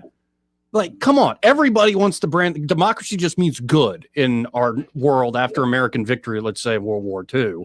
So you actually have to look under the hood of all these labels, all the platitudes and virtue signaling people put out there. No, there are some true believers. And I think some of these folks, they really are willing to like destroy themselves and their communities for the sake of this belief. And I guess there's something to that. At least you really do believe it. But I think there's more. So a whole class of folks who are just taking advantage of everyday Americans and the rest of the world. Absolutely. And that's what needs to stop. It'd be one thing if you had this ruling elite and they had good outcomes. But we don't have good outcomes right now. And this is how you ended up with Trump. And is he perfect? No. He's an imperfect vessel. He said, I scored the greatest on that test that they gave me. Or you remember from the first term, I love it. he looked up at the sky and goes, I am the chosen one. Yeah. That was prophetic after the assassination attempt. Yeah. So. And who knows where this goes. But as I keep saying, we're in the middle of things at the moment. But a reset across the board, whether it's American foreign policy, American trade, what we're doing domestically, where I'm disappointed is that it seems on the domestic agenda, we're sort of slowed down. We're stuck in the mud because of Congress. We have, and judicial activism is no help. But you know what? The proof's in the pudding. Look at the numbers. They're still continuing to be positive. And I think that's a lot saying after 4 years of complete screwing the system up and trying to destroy it for him. Yeah, and at the end of the day, you want to have the strength that brings about peace, because I think what really always will take us into the future to where people actually progress, if you want to use a word like that, is innovation. Absolutely. So you want to have a system where, we're all getting along with the Arabs. We're getting along, of course, with Israel. Heck, it would be nice if Iran actually has the damn deal with Trump. We'll see. Like, that gangsterous clerisy that runs that great civilization, it's a shame. I want to get along with the Chinese, with the Russians. We want to get along with everybody, but you can't be naive about it, number one. Yeah. But if you are strong enough to bring about that peace, just think about what is possible for the world, and in particular for the United States if we're the ones leading the way. You remember when we were playing Sid Meier's Civilization? Yeah. Same thing, right? Yeah. You got neighbors, right? And you're growing your empire and you're trying to ascertain what it's neat because. But I'll reveal, I'm anti-war. I know you are. I am. But the reason I am is because I'm just thinking about myself. I don't need to be in charge, because when I played Civilization, it was always, by the way, the Indians and Gandhi. I know. Who was really aggressive. Trouble. They were in a space. They were in a space. And he'd give me in the Stone Age, he would be giving me trouble. And it's like, I hold a grudge. As soon as I was able to get to nuke them, I would nuke them. So like, that's where I'm like, I go the other extreme, because my instinct is like preemptively struck. Yes, my instinct is just mayhem. So I'm like, nope, I'm going to pull back. I don't need to have. I don't need to have. The Babylonians were so easy to conquer. In that game. It's like, you guys got all this technology. You don't know what you're doing. Yeah, it's I think that game is. I love those games, but the whole technology, it's too linear. Yeah, I think people underestimate how quickly things can change and progress if you set people free. Absolutely. And you give them a framework that's based in peace but strength as well. To actually pursue those innovations and pursue your own individual goals. You have to have peace domestically and internationally in order for flourishing technological developments. However, there's an argument that the MIC, the military industrial complex, brings technological innovation in warfare too. Oh, sure. So there's a trade-off in it. But space exploration, and that's really, guys, I say this to people. In the 60s, we used supercomputers and math engineering to get to space. Today, we use it for entertainment, which is sad. Well, but I mean, though, look at like what SpaceX has done compared to the MIC traditional players. It's like, we're not doing cost plus. Boeing couldn't get their stuff off the ground. Well, and there's a role. Like, I'm not dogging out ULA, United Launch Alliance. Like, I know you got to do double, triple check, and like you're sending something that's highly classified up in door. I get it. You don't need any mistakes, and I don't believe they have any mistakes on their record. That's to their credit. But let's not kid ourselves. There's so much going on in the MIC, as you put it. That is there are these cost plus, like everybody's getting fat and happy and rich off of it. And so that's why Trump is, I think, going to like the UAE or Qatar is like, hey, you want to give me a plane? I think it's a wake-up call to Boeing. Like, get y'all stuff together. The funny thing is, it's a Boeing. I know it's a 787. It's 747. It's 790. But then you look at the different approach that Musk has taken with SpaceX, and that plan they laid out last week for the Starships going to Mars, and it's stuff like that where you're like, unleash people like that. Amen. Let them help bring about change. And again, we'll see. We're all kind of caught in the middle of it. Yes, we are. We'll be right back. Want to carry News Talk in your pocket? Download the News Talk 93.1 app from the App Store. Available on iPhone and Android. Never miss a moment. Download now. Since 1966, Alabama Sheriff's Youth Ranches has been more than just a place to stay. It's been a place to belong. For children facing hardships through no fault of their own, our ranches provide more than shelter. We offer a warm home, a loving family, and a future filled with hope. With open arms, we welcome these young hearts, giving them the love, structure, and guidance they need to heal, grow, and thrive in a warm Christian environment. Together, we can give Alabama's children the chance they deserve, a chance to dream, to succeed, and to feel truly cherished. Every donation stays within Alabama, directly impacting the lives of the children who need it most. Join us in making a difference. Visit AlabamaSheriff'sYouthRanches.org. Follow us on Facebook and Instagram, and download our app from your app store. We'd be honored to have you as a part of our mission to lift up Alabama's youth. And remember this, it's easier to build boys and girls than to repair men and women.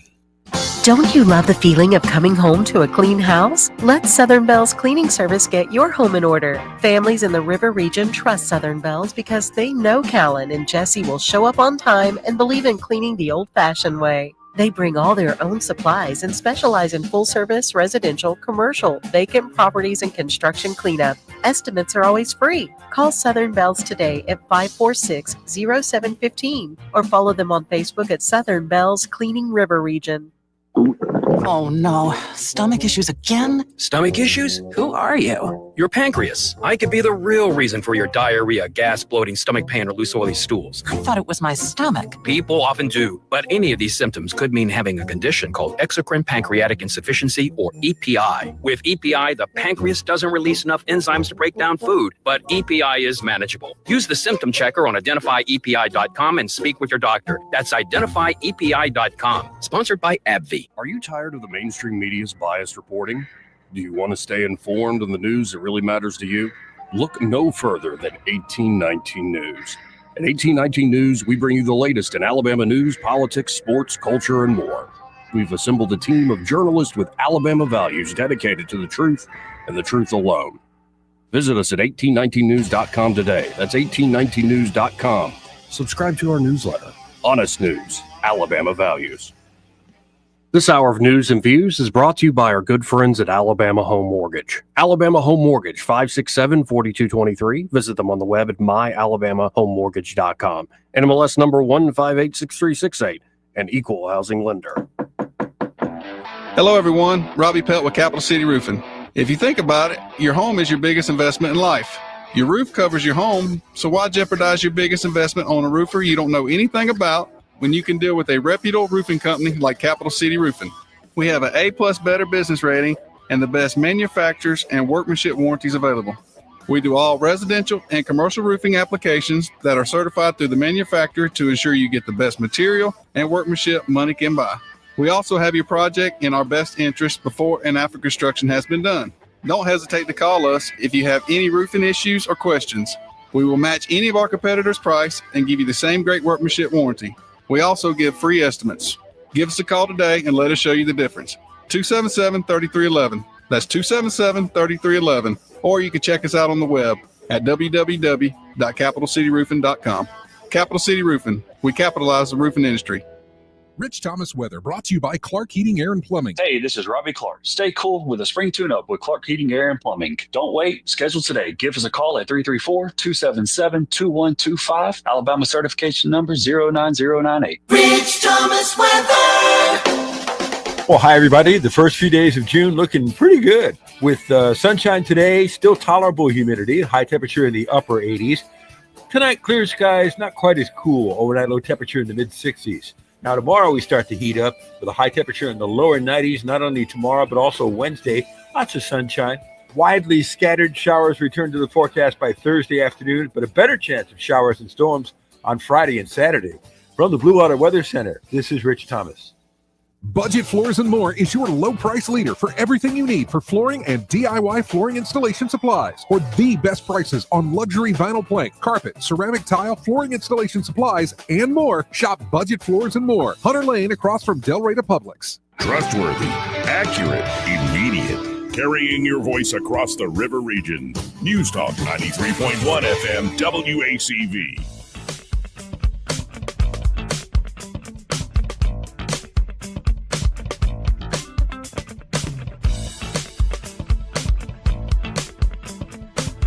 Joey Clark. Welcome back.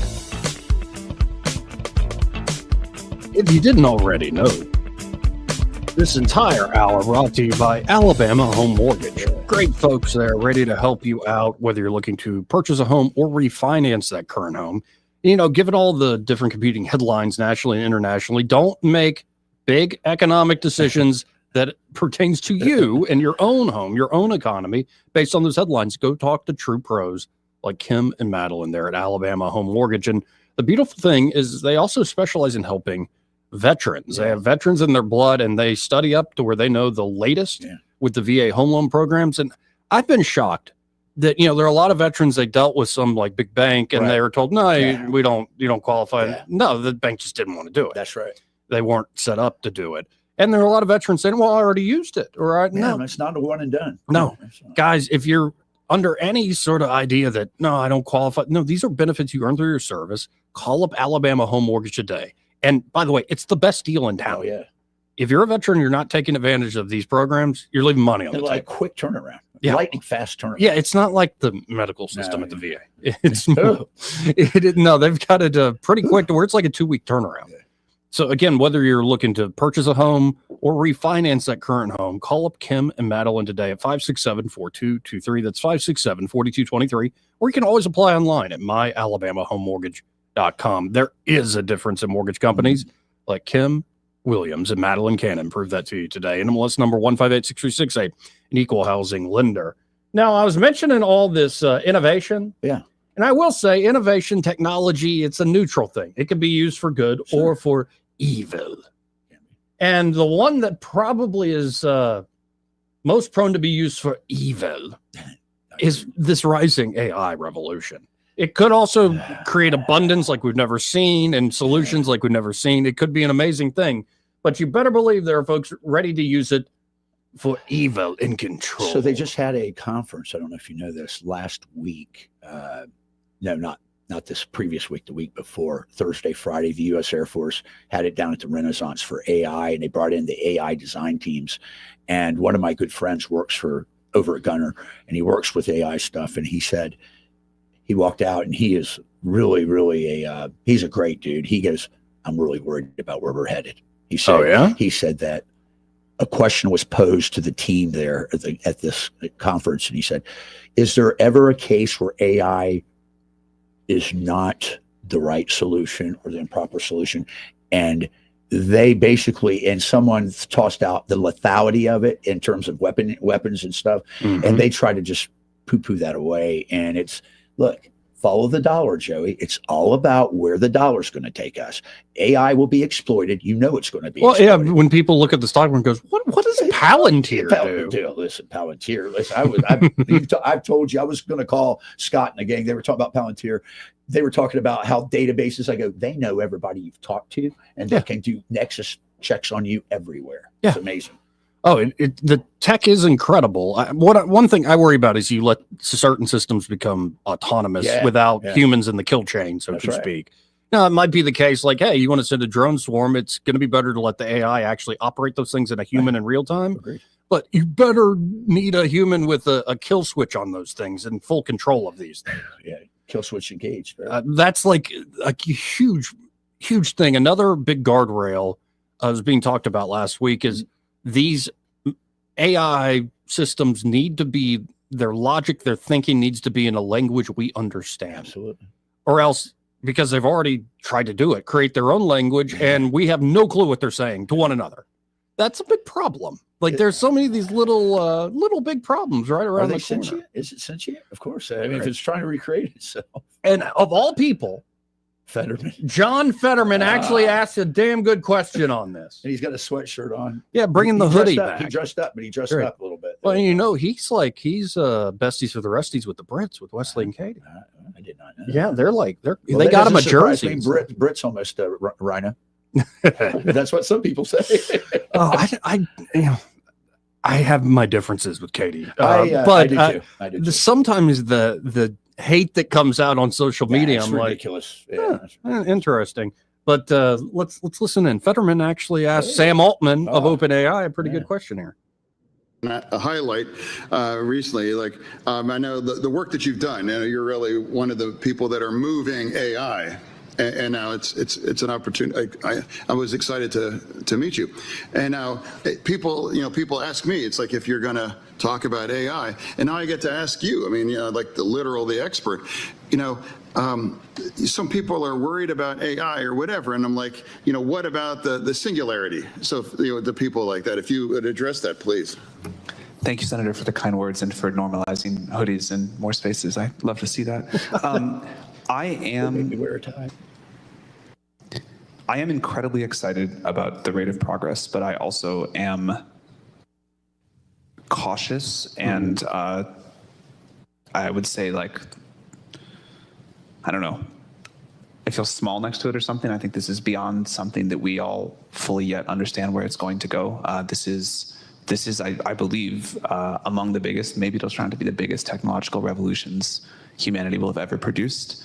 And I feel privileged to be here. I feel curious and interested in what's going to happen. But I do think things are going to change quite substantially. I think humans have a wonderful ability to adapt, and things that seem amazing will become the new normal very quickly. We will figure out how to use these tools to just do things we could never do before. And I think it will be quite extraordinary. But these are going to be tools that are capable of things that we can't quite wrap our heads around. And some people call that, as these tools start helping us to create next and future iterations, some people call that singularity, some people call that the takeoff, whatever it is, it feels like a sort of new era of human history. And I think it's tremendously exciting that we get to live through that and we can make it a wonderful thing. But we've got to approach it with humility and some caution. He was very measured in his speaking on it. Yeah, well, and here's the thing. I was just listening to the AI czar for the Trump administration, David Sachs, on that All In podcast over the weekend. Yeah. And he said what the Biden administration seemed to be doing is they wanted to go ahead and pick 2 or 3 companies that would be the big dog under the thumb of the United States government. Sure. And one of the dystopian futures with AI, with these capabilities, is that the government controls every bit of it. Skynet. And that's where I think Biden's framework and all these rules and regs, it was meant to create 2 or 3 major players that were under the thumb of the government and control, manipulate people. Remember the whole woke AI thing where they would give me the founding fathers, and it's like the founding fathers are all black and Indian. What is this? Well, even Grok sometimes makes mistakes. Yes. Yes. And I think he's testing me. I think he's testing me in his answers. And so since we don't know exactly where this is going to go, before giving up all the power and goods to the government, what you should do is create a more basic, streamlined framework, and you let people compete. I think they need to set the left and right boundaries to a degree, yes, right, for ethics, and then let them go. Yes, and then let them compete. Yeah, there's some basic guardrails, but then you let different institutions actually go for and create new things. If you instead say, oh, let's just let the government do it, well, that's what China's doing. And that's the main reason for letting this rip. By the way, people are like, well, we might want to just pump the brakes. What he just said sounds a little crazy. At an exponential rate. Yeah. So what, you want Chinese Communist Party AI first hitting the singularity? It's kind of like the nuclear arms race in many ways. Absolutely. So we'll see. I just want my life support to stay on, Hal. That's all I care about. All right. Yeah. It's a great movie. By the way, how did that movie know? It's amazing. It was visionary. It's amazing. It's visionary.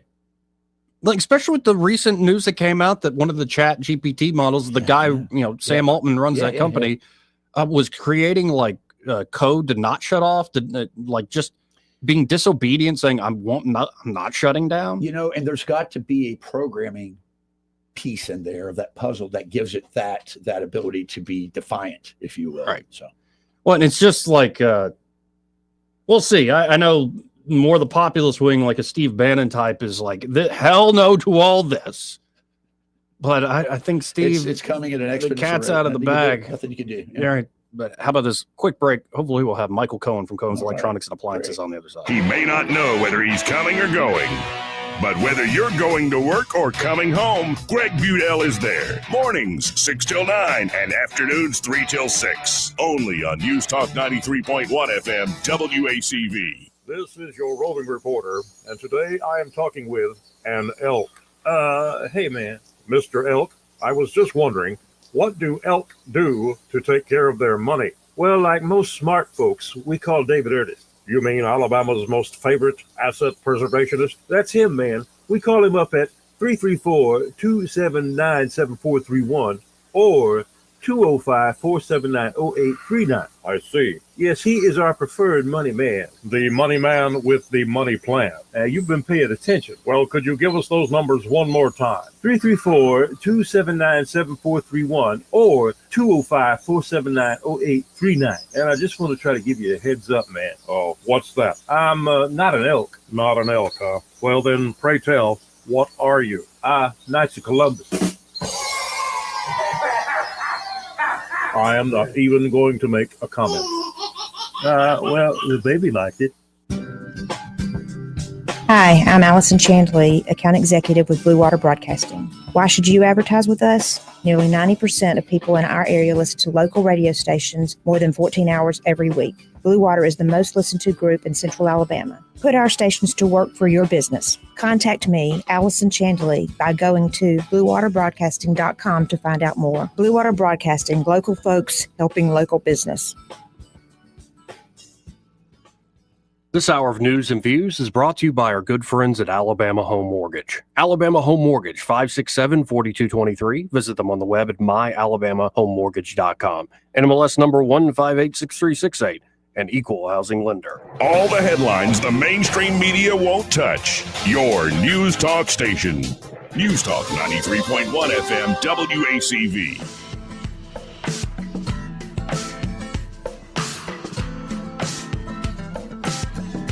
Joey Clark.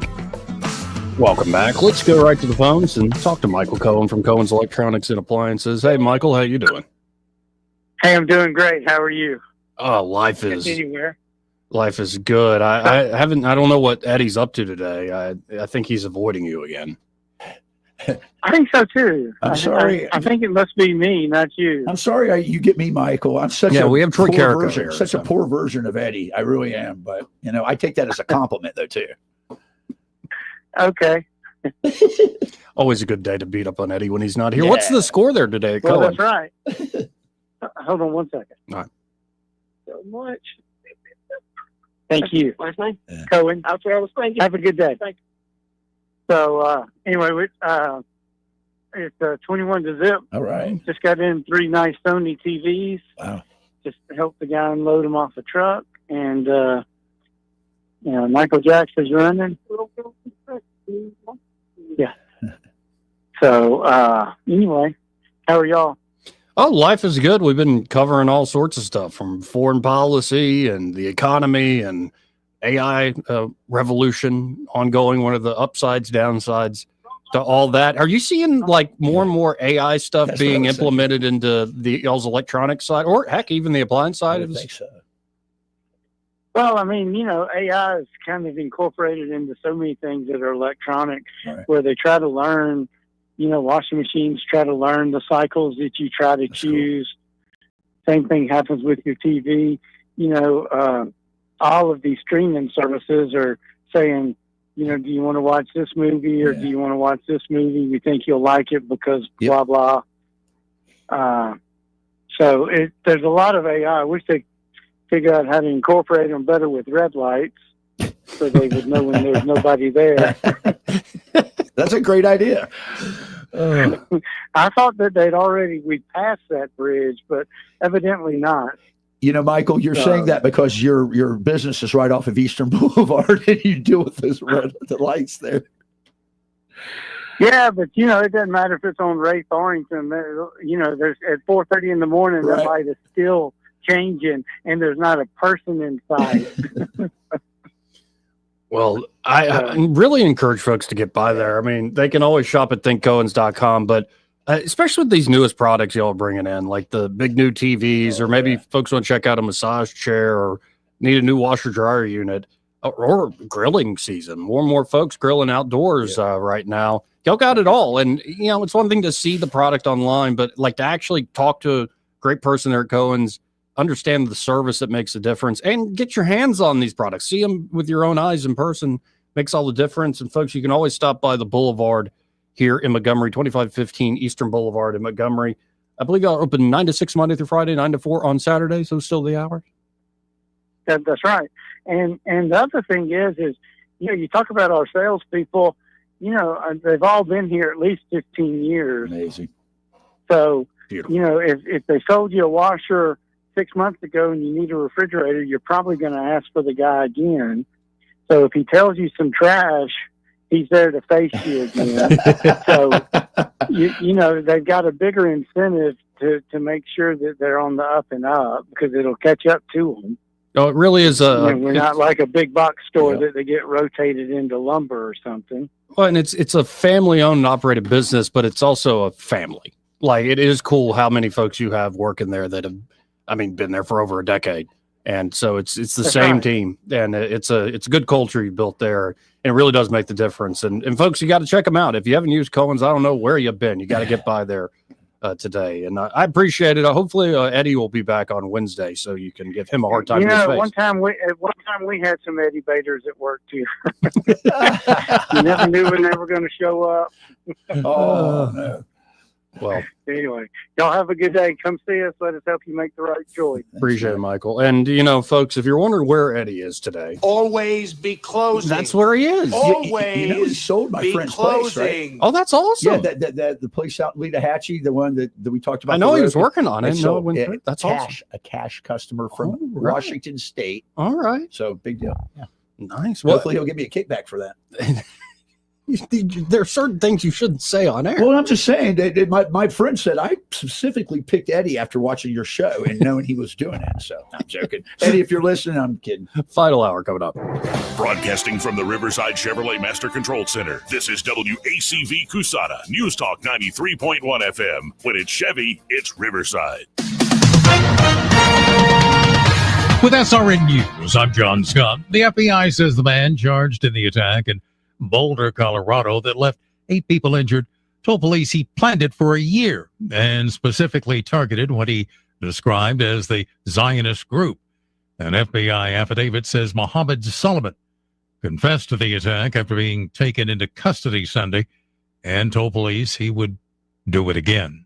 56-year-old Grant Harden, a former Arkansas police chief who was serving a decades-long sentence for a brutal rape and murder when he escaped from the Calico Rock prison, he remains on the loose.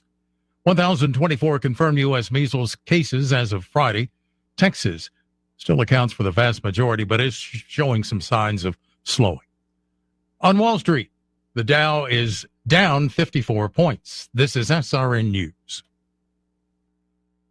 Wesley Financial Group is not a law firm. Hi, I'm Chuck McDowell, the timeshare cancellation guy and founder of Wesley Financial Group. And I want to set the record straight. I am not an attorney. I've never wanted to be an attorney. And the truth is, I really don't even like attorneys. If I sound like an attorney, I'll apologize. But what I've learned in my 15 years in the timeshare cancellation business is you don't need to be an attorney to get folks out of their timeshare. At Wesley, we've helped over 40,000 families cancel their timeshare, and I want to share with you how we do it. Just give my office a call. I guarantee if we take you as a client, we'll get you out of your timeshare, or you'll pay nothing. Attorneys, this was meant to be funny, so please don't sue me, especially my friend Kenneth from Black River Falls, Wisconsin. Call now for your free timeshare exit info kit. 800-613-5454. 800-613-5454. 800-613-5454. Rich Thomas Weather, a service of Wiley Sanders Truck Lines, where over-the-road dump truck drivers are needed right now.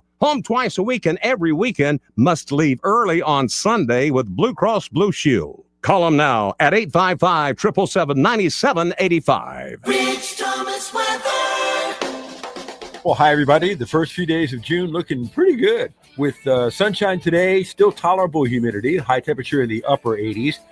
Tonight, clear skies, not quite as cool, overnight low temperature in the mid 60s. Now, tomorrow we start to heat up with a high temperature in the lower 90s, not only tomorrow, but also Wednesday. Lots of sunshine. Widely scattered showers return to the forecast by Thursday afternoon, but a better chance of showers and storms on Friday and Saturday. From the Blue Water Weather Center, this is Rich Thomas. Hey, this is Peaches and Clean, powerful carpet cleaning. Do you have commercial property, offices, and rental units? Give us a call at Peaches and Clean. We can clean and restore your carpeting and bring them back to life. Give us a call at Peaches and Clean or peachesandclean.com. There's no clean like Peaches and Clean. 1819 News. U.S. Senator Tommy Tuberville is responding to the plans of the Alabama Democratic Party to challenge the legitimacy of his residency here in Alabama. The plan from the Democrats was announced shortly after Tuberville officially declared his plan to run for governor of Alabama in 2026. Over the weekend, Tuberville was on Capitol Journal, which is part of Alabama Public Television, where the issue was brought up. Well, it's their prerogative. It makes me no difference. I've lived most of the last 25 years in the state of Alabama, on and off, and everybody knows. Heck, I went out and took a job at Texas Tech for 3 years, Cincinnati for 4 years. My wife bought a house in Florida, 2000. We've had that thing 26 years. We go down there some, not very much. I spend most of my time in D.C. or in Alabama working, the job I've got here. What I do in 2019, I started campaigning for this job. And this time next year, that'll be over 7 years right there. Democrats are not going to be able to stop me from campaigning, not going to stop me from being eligible for this job. Let them do whatever, because they're wasting their time and their money. I'll be back with more Alabama stories after this. Did you know that 70% of people experience a potentially traumatic event in their lifetime, and that 6 out of every 100 adults face PTSD every day? Help us bring hope to these survivors by signing up for your Alabama Distinctive PTSD Awareness License Plate today. The great thing is you can sign up no matter when your current plate renews, and the first year is complimentary. All you need is your VIN number on hand. Drive awareness, drive hope, and customize your plate today at atease.org. Authorities in Shelby County have located a missing woman who is alive and well. Janiyah Hicks was reported missing last week from Calera. She was located this past Sunday, 1 week from the time she went missing. I'm Andrea Tice. For more news affecting Alabamians, go to 1819news.com. And while you're there, subscribe to the daily newsletter. This hour of News and Views is brought to you by our good friends at Cole Plumbing, 279-8919. Cole Plumbing is number one in the number two business. You don't have to dig a hole. They have proprietary pipelining technology. Ask them about their tankless water heaters. Remember, when you have trouble with your bowl, call on Cole. Are you thinking about selling your home? Here's a question for you. Would you trust your biggest investment to someone who's only doing real estate as a side gig? They've got another job, so how focused are they on getting you the best results? I'm Hannah Grantham, and for us at Forest Meadows Homes and Land, real estate is our full-time and only job. That's right. You don't have a part-time banker, so why would you have a part-time realtor? So if you're thinking of selling, think Hannah Grantham and Eddie Bader, and let's make sure your home gets the attention it deserves. We're full-time agents getting full-time results. Give us a call today, 334-322-0662. Your nightly news begins with Fox 20 News at 9. We start Fox 20 News at 9 with breaking news. Putting Montgomery news first. Covering your news from all sides. Fox 20 News at 9 is Montgomery's original 9 p.m. news. Live reports from your community. Don't wait till 10. See what's making news tonight and what you can expect tomorrow. If it's happening in the capital city, it's happening on Fox 20 News at 9. Coverage you can count on. What's your biggest investment? More than likely, it's your home. So treat it that way when you hire a painting contractor. At PBS Painting, there are no gimmicks, no $99 specials. Just quality painting and someone who treats your home with the same respect that you do. At PBS Painting, we have been painting for years. and look forward to many more years to come. With PBS Painting, the job gets prepped properly, whether it's cleaning, scraping, or priming. We always use quality products, which is a must for a quality paint job. So if you're looking for a painter that doesn't need upfront money and is on the job at all times, then please give me a call. Scott Bowers and PBS Painting, 294-5122. That's PBS Painting, 294-5122. Look at some of our work on Facebook at PBS Painting Montgomery. The views and opinions of the following program are solely those of the host and other contributors. These do not necessarily represent those of Liberty Acquisitions 825, Blue Water Broadcasting, its management, staff, or any advertisers.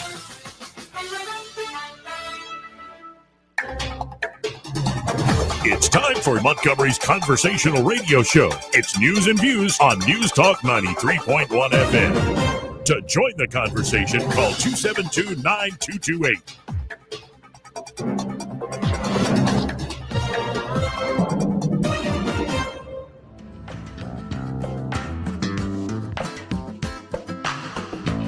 After damning politicians uphill and down dale for many years as rogues, vagabonds, frauds, and scoundrels, I sometimes suspected, like everyone else, I often expect too much of them. Joey Clark. Welcome into the final hour of the program. You might have heard during our news break, Coach Tommy Tuberville really pushing back against this idea that Democrats are going to have him with lawfare and questioning his eligibility. I think that's just nonsense. But it is official now that Coach Tommy Tuberville is running unopposed, it seems like. Unopposed. And one thing that I find fascinating, of course, I wrote and I put it out there. If Coach is going to run for governor, he needs to do it big and bold. Don't just put your name on it. Well, Tuberville recently told Dale Jackson, quote, "We got to do a lot for everybody. We got 5 million people. It's going to be a team of 5 million people. I'm not running to be governor to be able to drive around and people call me governor. They're going to call me coach. We're going to do it for the people of Alabama." So I had been praying, I'll admit, for a competitive gubernatorial race in Alabama for the 2026 cycle. Not because I believe that Democratic competitions produce genuine self-governance nor good, honest, and true outcomes. Not because of that, but because the competitive Democratic races are almost always much more entertaining than the non-competitive ones. I admit this isn't exactly the most noble of motives for a prayer, but a man wants what he wants in this fallen world. I suppose I've been covering politics long enough now that I've learned to appreciate the sizzle, regardless of the stakes. Alas, my ignoble prayers have since been righteously answered with the swift and dominant ascent of Coach Tommy Tuberville to the top of the ticket as pretty much a sure thing in the upcoming 2026 election cycle. I guess that's that for any competitive gubernatorial race. Maybe the lieutenant governor's race or the competition for Tuberville's open Senate seat will provide the sizzle I seek. Either way, Tuberville will probably be Alabama's next governor. As the song says, you can't always get what you want, though maybe Coach Tuberville running unopposed is exactly what the people of Alabama need. Unsurprisingly, no one wants to challenge Tuberville's bid to be Alabama's next governor. I don't blame them. Will Ainsworth was smart to step aside. Tuberville has the name ID. He has the money. He has the Trump connection. And don't forget, he's a damn good retail politician, too. Probably one of the most charming I've ever personally witnessed. A true recruiter. Coach Tuberville knows how to talk to the people of Alabama, and the vast majority of Alabamians love him for it. Word to the wise, you don't win votes in this state by pretending to be the smartest guy in the room on every potential issue. Leave that to obnoxious talk radio host and overwrought opinion columnist. No, you win votes in Alabama by getting to know folks where they're at, and vice versa. One could easily call populist politicians and everyday folks dumb if you wish, but I often suspect the average dumb Alabamian and their populist champions are much more savvy to how democracy actually works in practice than the smart set who idealize democracy into something it simply ain't. Maybe the average dumb Alabamian has learned to see through the kayfabe of our democracy and is now bored with the show while wary of its usual rotten fruits. Could this explain why Alabama's voter turnout rates are so low? Maybe the average Alabamian understands that there are a vast array of choices outside of his control made by political consultants, donors, and media figures long before he ever gets to entertain the illusion of his choice at the ballot box. Maybe this is why most political races in America, and especially Alabama, are uncompetitive and have been for some time. People are either getting wise to the Democratic farce or simply resigned to playing their small part in the elite-managed propaganda games we call democracy. Indeed, most people in Alabama seem just fine with a familiar face like that of Coach Tuberville rising unchallenged to the gubernatorial chair. It's not like most folks were going to show up to vote anyway, though Tuberville's name alone could boost turnout despite the lack of serious competition.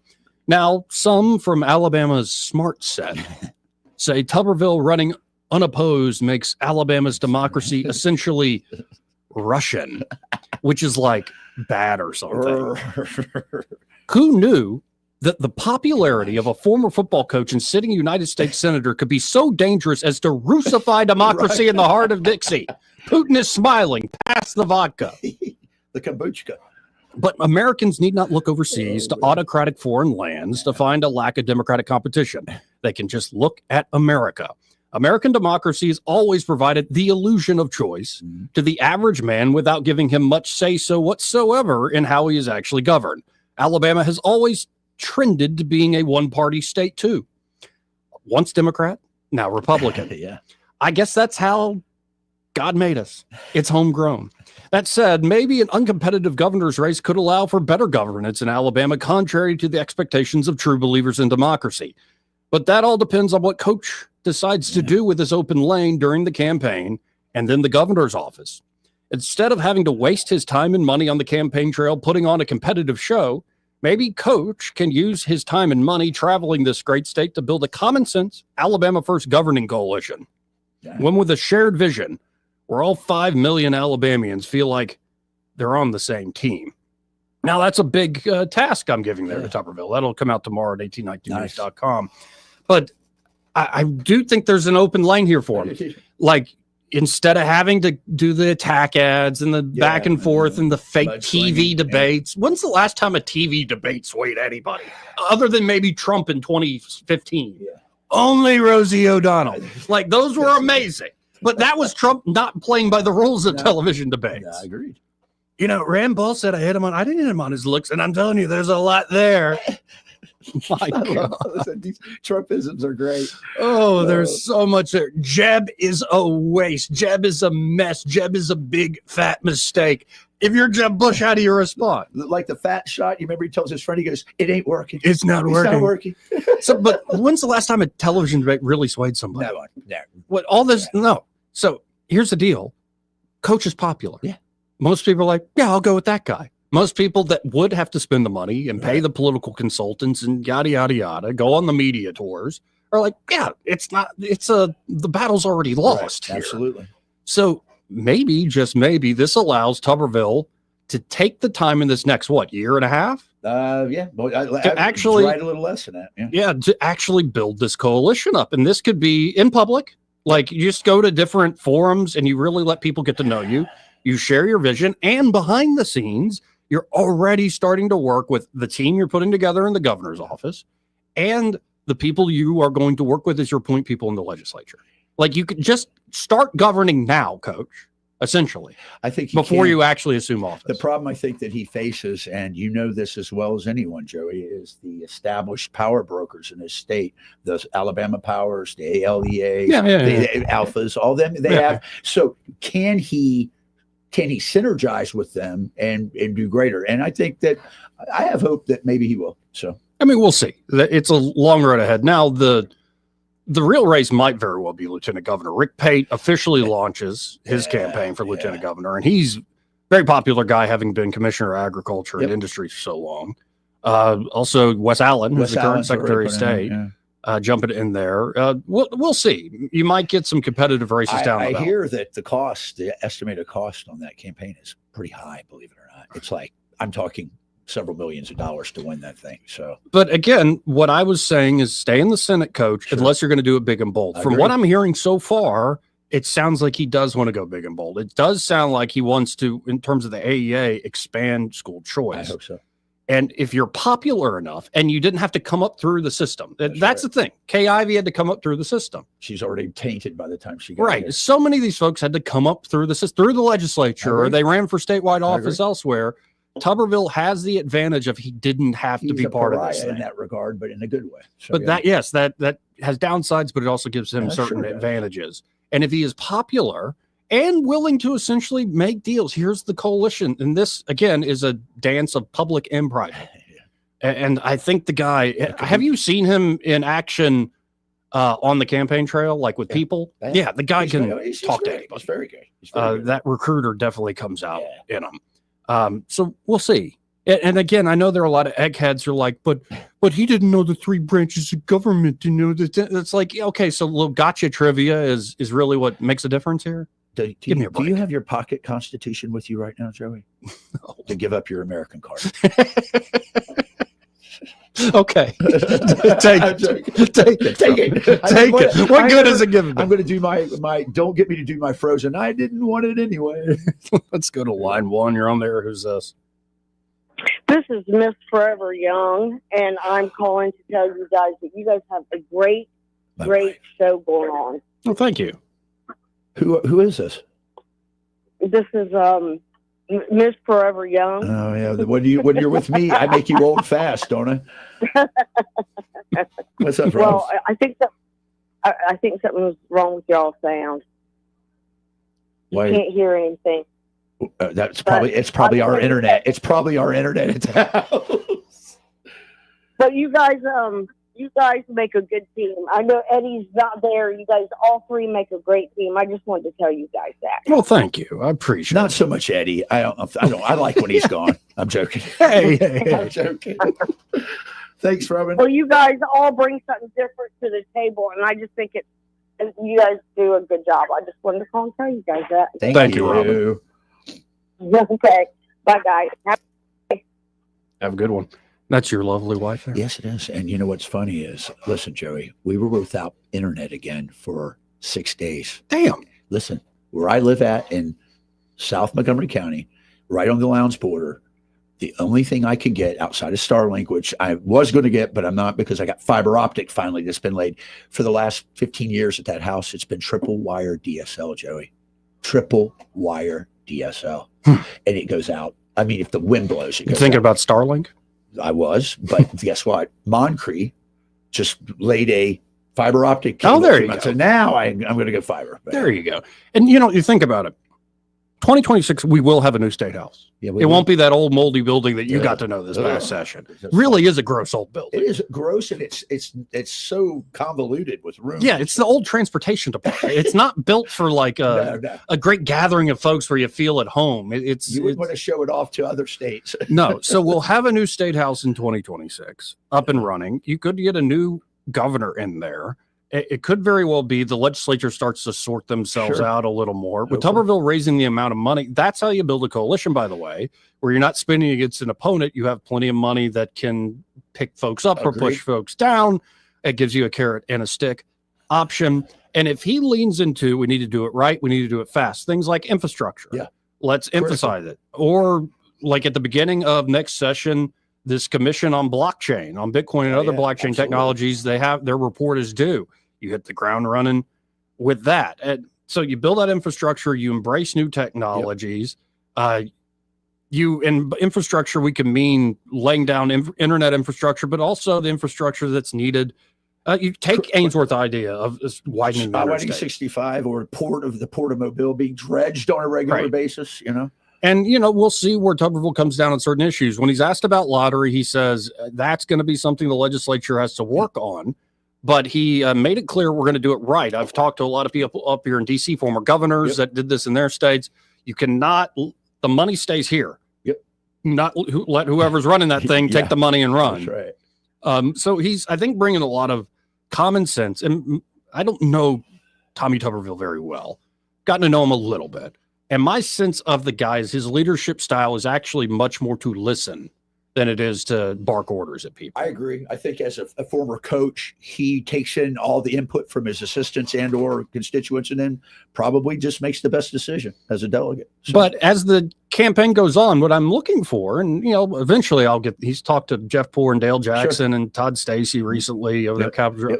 Eventually I'll get a turn at bat. But what I'm looking for, whether it's me or him talking to anybody else, is okay, what are some of the visions that you have? What are some of the plans that you have? I know some of this will be worked out in the legislature, but what are you going to lead on here? Well, and it's funny you say that, because I think after well,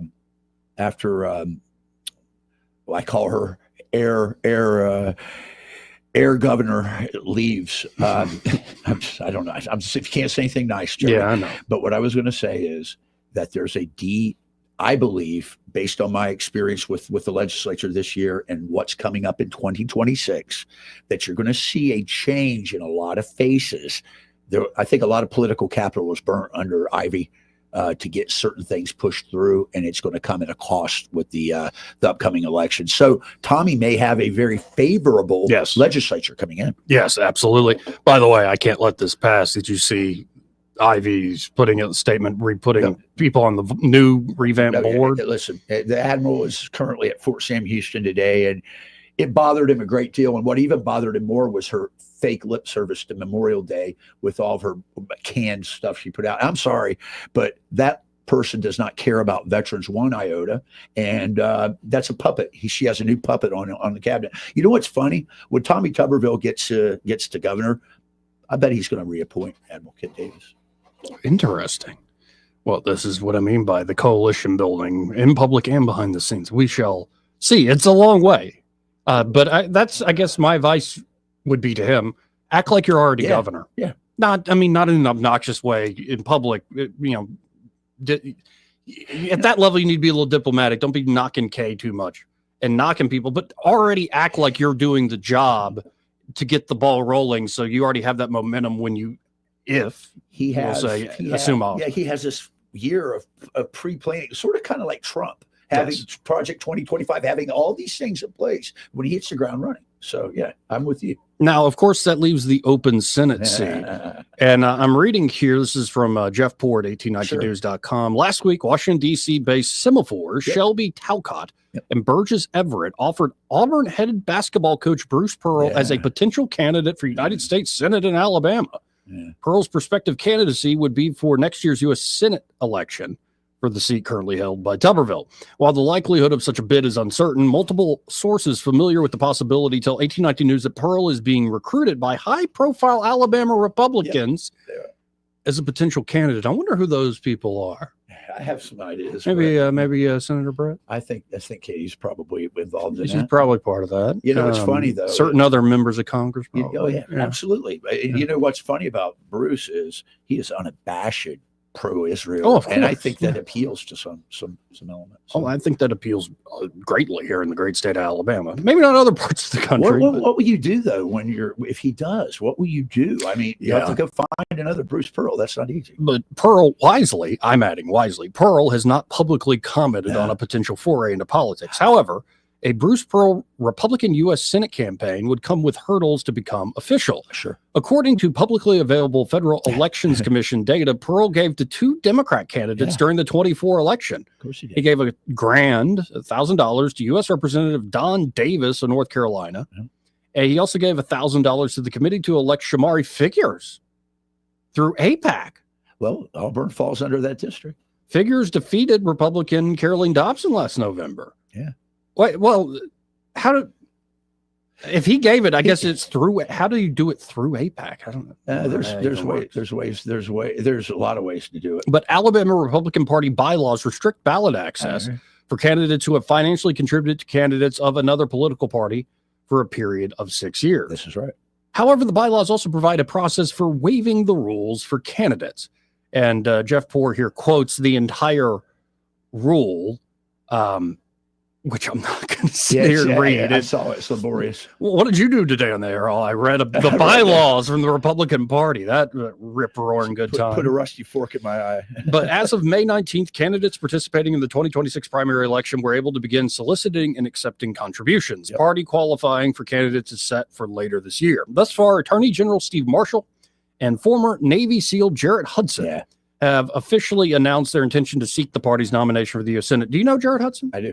What do you think of the guy? He's sharp. He doesn't have a chance. He don't have a chance up there, I don't think. But, not enough money and just doesn't name ID. Not enough name recognition, and more than that, not beholden to probably some of the kingmakers that are. He's just, I don't know if he had the money. I look at him. He's sharp. He's a good looking dude. Yeah, he's a great dude. He's well spoken. Yes, he is. But and his background is remarkable. What he's currently doing with the rescue operations that he has is incredible. But yeah, you're right. Money does. Hey, listen, it's just at that level. You've got to be in the fold. And I think here's a name for you, Barry Moore. I think that's. I asked him straight up the other day, and he said he's praying about it. He had that, and then they asked him again over there at 1819. And again, he said, "I'm praying about it." I have some other sources too that are saying that prayers are becoming maybe manifest. I will see. Sometimes that does make me nervous, though, especially when folks say, "Joe, we're praying for you." I'm like, "What for? What exactly?" Is it good? For your okay, wellness. Good. Yeah. If I tell you I'm praying for you, it means I love you. Yeah, but sometimes you got to wonder. It's like, give that kid what's coming to him. Yeah. Thrice. What he sows, he reaps thrice. Some of your listeners would say, no, threefold. Oh, yeah. Reap the whirlwind. Let's go to line one. You're on there. Who's this? This is Brian DeCavalier. Brian, Sergeant Major. Eddie's Sergeant Major's here. How you doing? Hey, Troy, I was trying to stay incognito and just come on as Brian. Oh, I mean, if I wanted everybody to know I was Sergeant Major, I'd have got on a signal chat and come to you. It's secure, sir. It's secure, Sergeant Major. I'm just kidding. Well, I wanted to ask a question. Is that okay? Yeah. Yeah, thanks. Thanks for having me answering the call as well, Joey.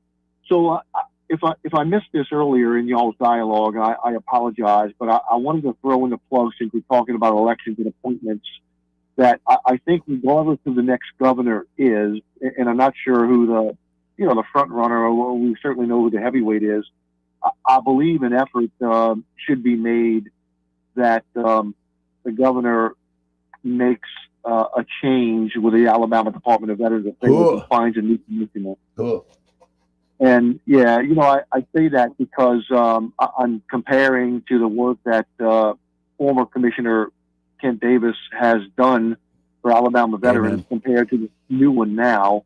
And while there's a difference with longevity in the seat, I think it's quite evident that Kent Davis continues to hold a reputation of, and that's not to say that he should be the one to go back in as a commissioner position. I think we need to put him somewhere a little larger, but that this guy we have now, Commissioner Newton, was always in the back pocket of Governor Ivey, and we just didn't know about it. He was the Kool-Aid drinker back to when he was in the National Guard on the governor's joint staff, and I'm not alluding to that he was some sort of spy, if you will, when he joined ADVA. I mean, Commissioner Davis hired him. I just think that he's been feeding the governor some information to work out to his best interest. That's unsubstantiated, of course, but that's my gut feeling. And so I think ADVA can do a whole lot better with a new commissioner. Sergeant Major, I don't know if you heard the segment before, but I just said that I wouldn't be surprised at all if whoever wins governor will reinstate Admiral Davis, and I'm with you on that. Yeah, it would be a great treat to have him back in the Alabama Department of Veterans Affairs, but there may be a wider vision for his services contribution to the state, and not to return there. But it would be great to have him back. As a matter of fact, if he came back to commissioner, I'd certainly reapply to come back to the board. Yeah, that's you're a board member. Yeah. Sergeant Major, I say this, Jeff Newton has never even visited the state cemetery down there after speaking to some of the cemetery folks. That's very sad. And you saw the canned response for Memorial Day, I suppose, right? No, I didn't, but it doesn't surprise me. It's very, very disingenuous. So, yeah. Yeah. Well, again, he's obviously got this new structured State Board of Veterans Affairs, which, of course, we all know has been neutered into an advisory role. Yeah. And so it gives him all the command and control and loses the check and balance that we held on Commissioner Davis to keep, him straight and on the straight and narrow, which, he was never unethical to begin with. But, I don't agree with that sort of practice. And I hope another thing that the governor does, the new governor that is returns the State Board of Veterans or the legislation to its original form. Agreed. I really don't mind, fellas, that, the commissioner stays a cabinet member. That's perfectly fine. But what it did, that Ivy did, and the co-sponsors of that bill really damaged veterans in Alabama. Many and most don't see it yet, but that time is coming, and I hope they don't have to feel what it's done to minimize the benefits and positive impact that it could bring the veterans in the state. Well, I got a sense that Coach is definitely going to be doing some stops with veterans groups around the state. And as he said, he's building a team, so I'm sure any input would be welcome. Yeah, and I hope, Joey, you can invite him to come on your show, too. Oh, of course. He'll be on. It's a love-hate. I was telling Troy off here, it's a love-hate thing for me, where I'm like, this is such a, the politics. I got to talk to all these candidates, half of them who are going to end up losers. And it's just, I don't know. Of course, I'll invite him. Hey, Sergeant Major, when are we going to play golf? I thought we were supposed to do a golf outing, the Admiral, me, you, and Cinco.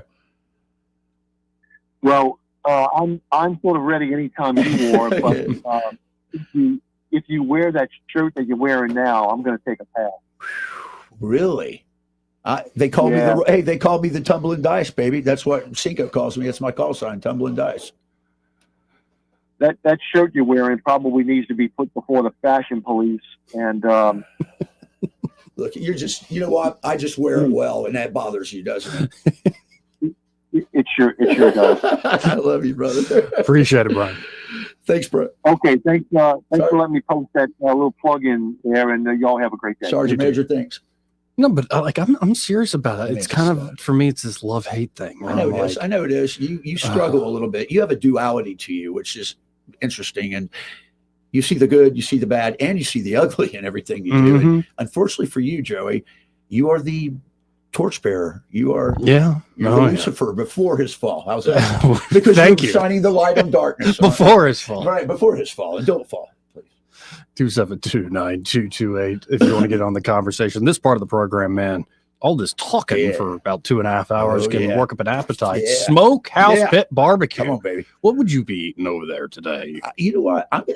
I failed that one time. I was going to go get us plates from there. I've got to do that next time. I want to get the sampler because I've never ate there, but I have friends and family that said, "Oh, it's outstanding," and so I'd get a sampler. What about you? Oh, I'm thinking some ribs right now. Yeah. Just like some big old spare ribs. How is their sauce? What are their choices on some I think it's more Kansas City style sauce, but I like their spicy barbecue sauce. Okay. And in particular, like using it on their breakfast in the morning. Like put some spicy barbecue sauce on like I'll get a custom like Kaneka biscuit, some American cheese, throw some of that spicy sauce, get some of those cheese grits and just eat it all up. But of course you can do like a loaded baked potato, get that carb load in. Yeah, before you work out. Or of course they've got sandwiches like pulled pork, pulled chicken, turkey breast, smoked brisket, which is just fantastic. Smoked pit ham. Get that on the plate. That might be a good. You can make sandwiches. And of course they do wings. Delicious wings. Really do it all. If you want to check out their menu, folks, just go to smokehousepitbbq.com. I'm looking at that now. They have a daily lunch meat and 3 How about some country fried steak for lunch man. with a banana pudding for anytime. dessert, maybe some barbecue beans and mac and cheese on the side, or some fried okra, maybe collard greens. They got all that good stuff. And they're back to the original recipes, folks, that made them famous in the first place. So y'all get by Smokehouse Pit Barbecue today. Same location they've always been. That's Main Street in Millbrook. Whether you're looking to dine in or take out or stop by for an early breakfast, they got your back. And be sure to tell them when you stop by that Joey and Troy, those fellas on the radio, sent you. Want to carry News Talk in your pocket? Download the News Talk 93.1 app from the App Store. Available on iPhone and Android. Never miss a moment. Download now. Hi there, I'm Kim Williams with Alabama Home Mortgage. For years, I've been asking you to call me at Alabama Home Mortgage because there is a difference in mortgage companies. When you call Alabama Home Mortgage, you will immediately see the difference in pricing. Not only do we offer the most competitive rates, but our closing costs rank among the lowest in the industry. How do we do it? Because we can. We do not have the overhead that big banks and lenders do. Those big banks and lenders have big expenses. And what do? They pass those expenses along to you. Meanwhile, here at Alabama Home Mortgage, we receive wholesale rates which result in big savings that we pass along to you. Don't pay more for less. Give Alabama Home Mortgage a call at 567-4223. That's 567-4223. Or visit us online at myalabamahomemortgage.com to complete an application on your time. Our rates and pricing are just one difference that sets us apart from the rest. It's not just a slogan. Call Alabama Home Mortgage because, folks, there is a difference in mortgage companies. NMLS 1586-36-8, Equal Housing Lender. For too long, Alabama's statewide news companies have shamed us for our conservative Christian values. Alabama deserves a news company that cherishes our culture, a company that isn't bought and paid for by the powers that be. 1819 News is that company. Run by Alabamians for Alabamians, 1819 News celebrates what is good and beautiful about our state, while exposing those who work against our values in secret. Just go to 1819news.com to learn more. Subscribe to our newsletter. That's 1819news.com. This hour of News and Views is brought to you by our good friends at Cole Plumbing, 279-8919. Cole Plumbing is number one in the number two business. You don't have to dig a hole. They have proprietary pipelining technology. Ask them about their tankless water heaters. Remember, when you have trouble with your bowl, call on Cole. This is your roving reporter, and today I am talking with an elk. Hey man, Mr. Elk, I was just wondering, what do elk do to take care of their money? Well, like most smart folks, we call David Erdis. You mean Alabama's most favorite asset preservationist? That's him, man. We call him up at 334-279-7431 or 205-479-0839. I see. Yes, he is our preferred money man. The money man with the money plan. You've been paying attention. Well, could you give us those numbers one more time? 334-279-7431 or 205-479-0839. And I just want to try to give you a heads up, man. Oh, what's that? I'm not an elk. Not an elk, huh? Well, then, pray tell, what are you? Knights of Columbus. I am not even going to make a comment. Well, the baby liked it. Weather, a service of H&H Carpets, where right now, get a load of this, listen close, you get a house full of carpet for $19.95 installed. Unbelievable. They're located at 6450 Atlanta Highway, just across from Walmart. Rich Thomas Weather. Well, hi, everybody. We've been enjoying a great early start to the month of June. It's been fairly comfortable so far, and tonight will be mostly clear with the overnight low temperature in the mid-60s. Now, tomorrow's a little hotter. No surprise, on the third day of June, we're up in the lower 90s with plenty of sunshine. Same thing on Wednesday. I think the next chance of widely scattered showers returns on Thursday afternoon, but a better chance of showers and storms by Friday and Saturday. From the Blue Water Weather Center, this is Rich Thomas. ASE's 25 and 25 has you covered. For just $25 in closing costs, you can tap into your home's equity. No hidden fees, no headaches, just extra cash. Visit your local ASE Credit Union branch today. Federally insured by NCUA. NMLS 420259. Terms apply. ASE Credit Union. Your life, your goals, your ASE. ASE, an equal housing lender. We get Montgomery talking 24 hours a day. The River Region's most trusted voice. News Talk 93.1 FM WACV.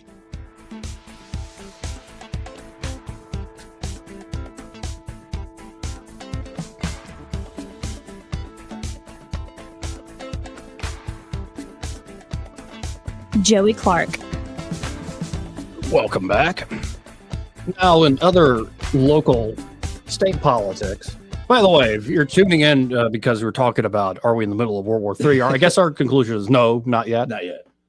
Maybe, but probably not. Okay, so you remember they had the doomsday clock. What was it? 2 minutes to midnight, I think. Right. Cuban Missile Crisis. I don't even think I think we're not even, we're 12:35. Right. No, and in many ways, maybe the AI race is more of a threat than what we're currently I seeing honestly with believe war. that's a greater threat than nuclear. Yeah. Right. But here in local, say, politics, everybody's lining up for 2026. Sure. Jay Mitchell announces for Attorney General. Jay Mitchell, who resigned from the Alabama Supreme Court last month, has officially announced his candidacy for the state's next Attorney General to take over the term-limited Steve Marshall. Mitchell informed Governor Kay Abbott on May 15th that he was resigning from the court, citing a calling to, quote-unquote, play a larger role in seeing President Donald Trump's agenda take root, not only in Alabama, but around the country. In his campaign announcement, Mitchell boasted of a record as a proven conservative and a warrior for President Donald J. Trump and the America First agenda. He brings extensive experience as a judge and a lawyer, and he's ready to go to battle for the people of Alabama.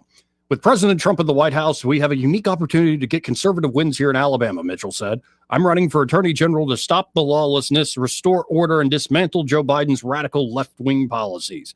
He continued, this isn't just my race, it's our fight for Alabama's future. I'll take on the radical left, advance the Trump agenda, and never stop fighting for our state.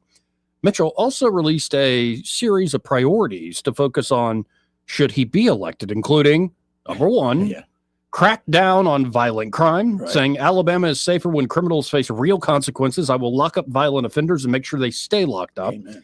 Enforce immigration law. I will make sure that Alabama does its part to aggressively pursue mass deportations. Back the blue. Our law enforcement officers are the thin blue line between order and chaos. They have my steadfast support. Defend the sanctity of life. No matter the cost, I will stand firm to protect the unborn and fight the woke agenda. No boys and girls sports, no DEI, no more woke nonsense. All right. So Mitchell was born in Mobile and grew up in South Alabama and Homewood. He is a graduate of Homewood High School and received his Bachelor of Arts with honors, graduating Phi Beta Kappa. I don't even know what that means. From Birmingham Southern That's College. an honor society. It's The Phi Beta Kappa? Yeah, it's an honor society for the highest ilk of the GPA graduates. Oh, is it? Wow, so it's a It's GPA. like a magna based. cum laude. Yeah, so it's like But actually it's a society that you can apply for. If you're right, in but that, there are actual standards. It's not just like Oh, you, yeah, no, you there- tickled the right person in a certain spot, and they're all our friends. No matter now. where university, but if they are accredited and you have that, you can apply for it. Yeah, like just some of these fraternities are a little different than others. Well, I was a Beta Theta Pi, but I wasn't a Phi Beta I Kappa. was what we call a GDI at all. That's a gosh darn Mhm. independent. That's God right. dang it. Yeah, you didn't miss anything. A lot of fees. My brother jumped in for a little Did he? while. I forgot even where he was. It don't matter. Yeah, because he kind of got outed after a year. He's like, "Why am I I'm paying, paying for a it?" lot, and I'm not Yeah. getting a lot. Right? No, but he met some good guys out of it, and I just, you know me, like, and I was even worse when I was 18 or 19 years I'm old. sure you were, and I think Joey, you were a fraternity of one. Yeah, sure. Yeah, just We don't need no stinking Greek system. I threw a great party with myself That's the other right, day. and I cried if I want to. But there at Birmingham Southern College, he served as president of the student body and played forward on the school's 95 national basketball team, a national championship basketball team. Yeah, Birmingham Southern. And I met Jay. He's a tall fella. Yeah. He holds a Master of Arts from the University College in Dublin, Ireland, and received his law degree from the University of Virginia Law School. Let me in tell you, Thomas buddy, Jefferson. That's a hard law school to get into. Yeah. Yeah. No, I like sharp. Jay, He's but sharp. he had just read one of my op-eds right before I met him, and he goes, "Just remind me not to get on your bad side." I'm like, "Oh, you know, right." Listen, so I pick my spots. You have the bully pulpit. You know that. I don't just go after people willy-nilly. No, but if they give you a reason to, I'm sure. you will. Sometimes I'll go after them. Sometimes just to get their attention. Especially those ones that call in and you're like, I've watched you get very, very upset twice, but I don't think it was the worst you could get. Oh no! Like truly angry. I think I would be fired. You wouldn't go there though. I try Not not until you to. had something else lined up. No, one thing that is beautiful is an essay, and you don't do this often. You Right, don't abuse it, but the essay is in this crazy world where you're constantly bombarded by media in every which way. Yeah. An essay still has the ability to speak directly to one person. Absolutely. And often those are the best ones where it's like, it can be for general consumption, but when you're speaking directly to a certain person, you're just putting your ideas right into their mind, right between the eyes. You're assuming that they're in receive, and you're going to tell them what's going on. Right. I like that. And if you have a little nuance to it, you don't just damn somebody to hell if you disagree with them. You go, I don't like this, but you're still a person, and you're complicated. I get it. You write the way that I write, and some Brian Dawson called yours and my writing styles. We assume that that we're right when we're telling you this. Well, that's nice. Well, we got to hit another break here upcoming. I'm just looking around. Oh, it looks like the new Miss America. Oh, I saw that. Did a little visit. Her name is Abby Stockard, and she's an Auburn nursing graduate. Oh, she's a War Eagle, man. Yeah, much like my mother was an Auburn nursing graduate. I did not know that. And and she beautiful young woman. And you can tell Trump is smiling ear to ear in that photo in that meeting. I love Alabama.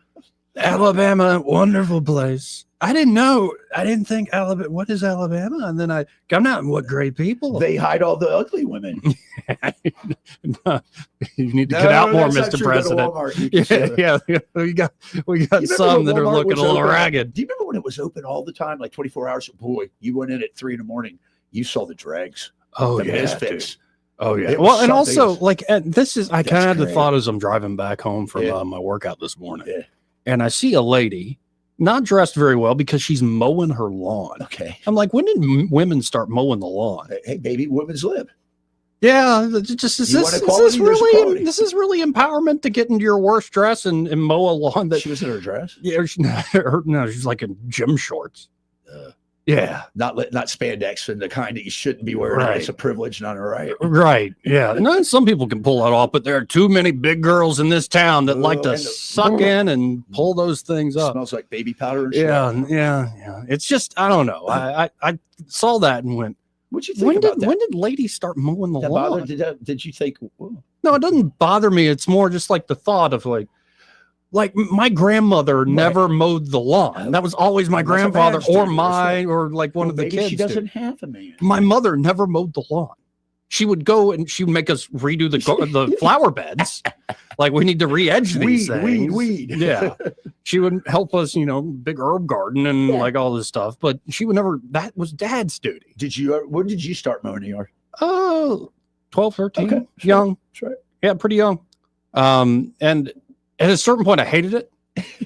And then I loved doing my grandfather's at his old house because he had a riding mower and a zero turn. It was so much fun. So easy. And you put on like some great classic rock and you just go to town. And then for a little while there, I would every weekend mow my grandfather's yard. And it was like a reprieve from the rest of the world. I could listen to a podcast or listen to an album and just get the job done. An escape for a minute. Yeah, it's kind of like why I like working out.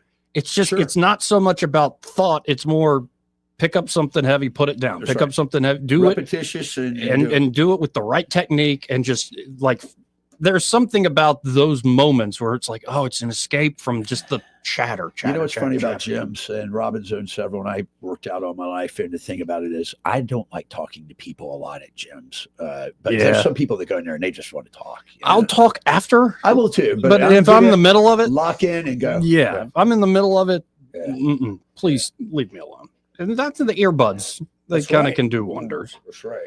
And, but I like right now I've gotten to where I go to like the sauna place, but they have a little workout area. You don't go to the Vietnamese spa, do you? No, I'm not trying to keep you out of trouble. I'm not that lonely. I'll engage of a party of one before I do that. Anyway, we got to hit this. What's Joey doing? I guess he's throwing a kegger with himself. He's got his own fraternity. Is that a pony keg or no? That's a full keg. That's a full keg. Yeah. He may not know whether he's coming or going, but whether you're going to work or coming home, Greg Budell is there. Mornings 6 till 9 and afternoons 3 till 6. Only on News Talk 93.1 FM WACV. Hello, this is David Ernest with Ernest Financial. And just like Ernest Financial makes lots of money for our clients, Blue Water has helped us make lots of money for our company. You cannot go wrong with advertising with Blue Water Broadcasting. Our advertisers are our biggest advocates. Call us to find out how radio can increase your bottom line. Blue Water Broadcasting. Local folks helping local business. Hey guys, this is Todd Clark with River Region Contracting, your premier roofing contractor in Central Alabama. So remember the name, River Region Contracting, for all your roofing needs. We're not affiliated with any other roofing company in the River Region. We've been in the roofing business since 2005. We don't have to buy our leads, and we don't have to knock on doors when the storms come around. We have thousands of satisfied customers throughout Central Alabama. So call us at 334-356-8635. That's 334-356-8635. This hour of News and Views is brought to you by our good friends at Cole Plumbing, 279-8919. Cole Plumbing is number one in the number two business. You don't have to dig a hole. They have proprietary pipelining technology. Ask them about their tankless water heaters. Remember, when you have trouble with your bowl, call on Cole. If it concerns your community, you'll hear about it on News Talk 93.1. News Talk 93.1 FM WACV.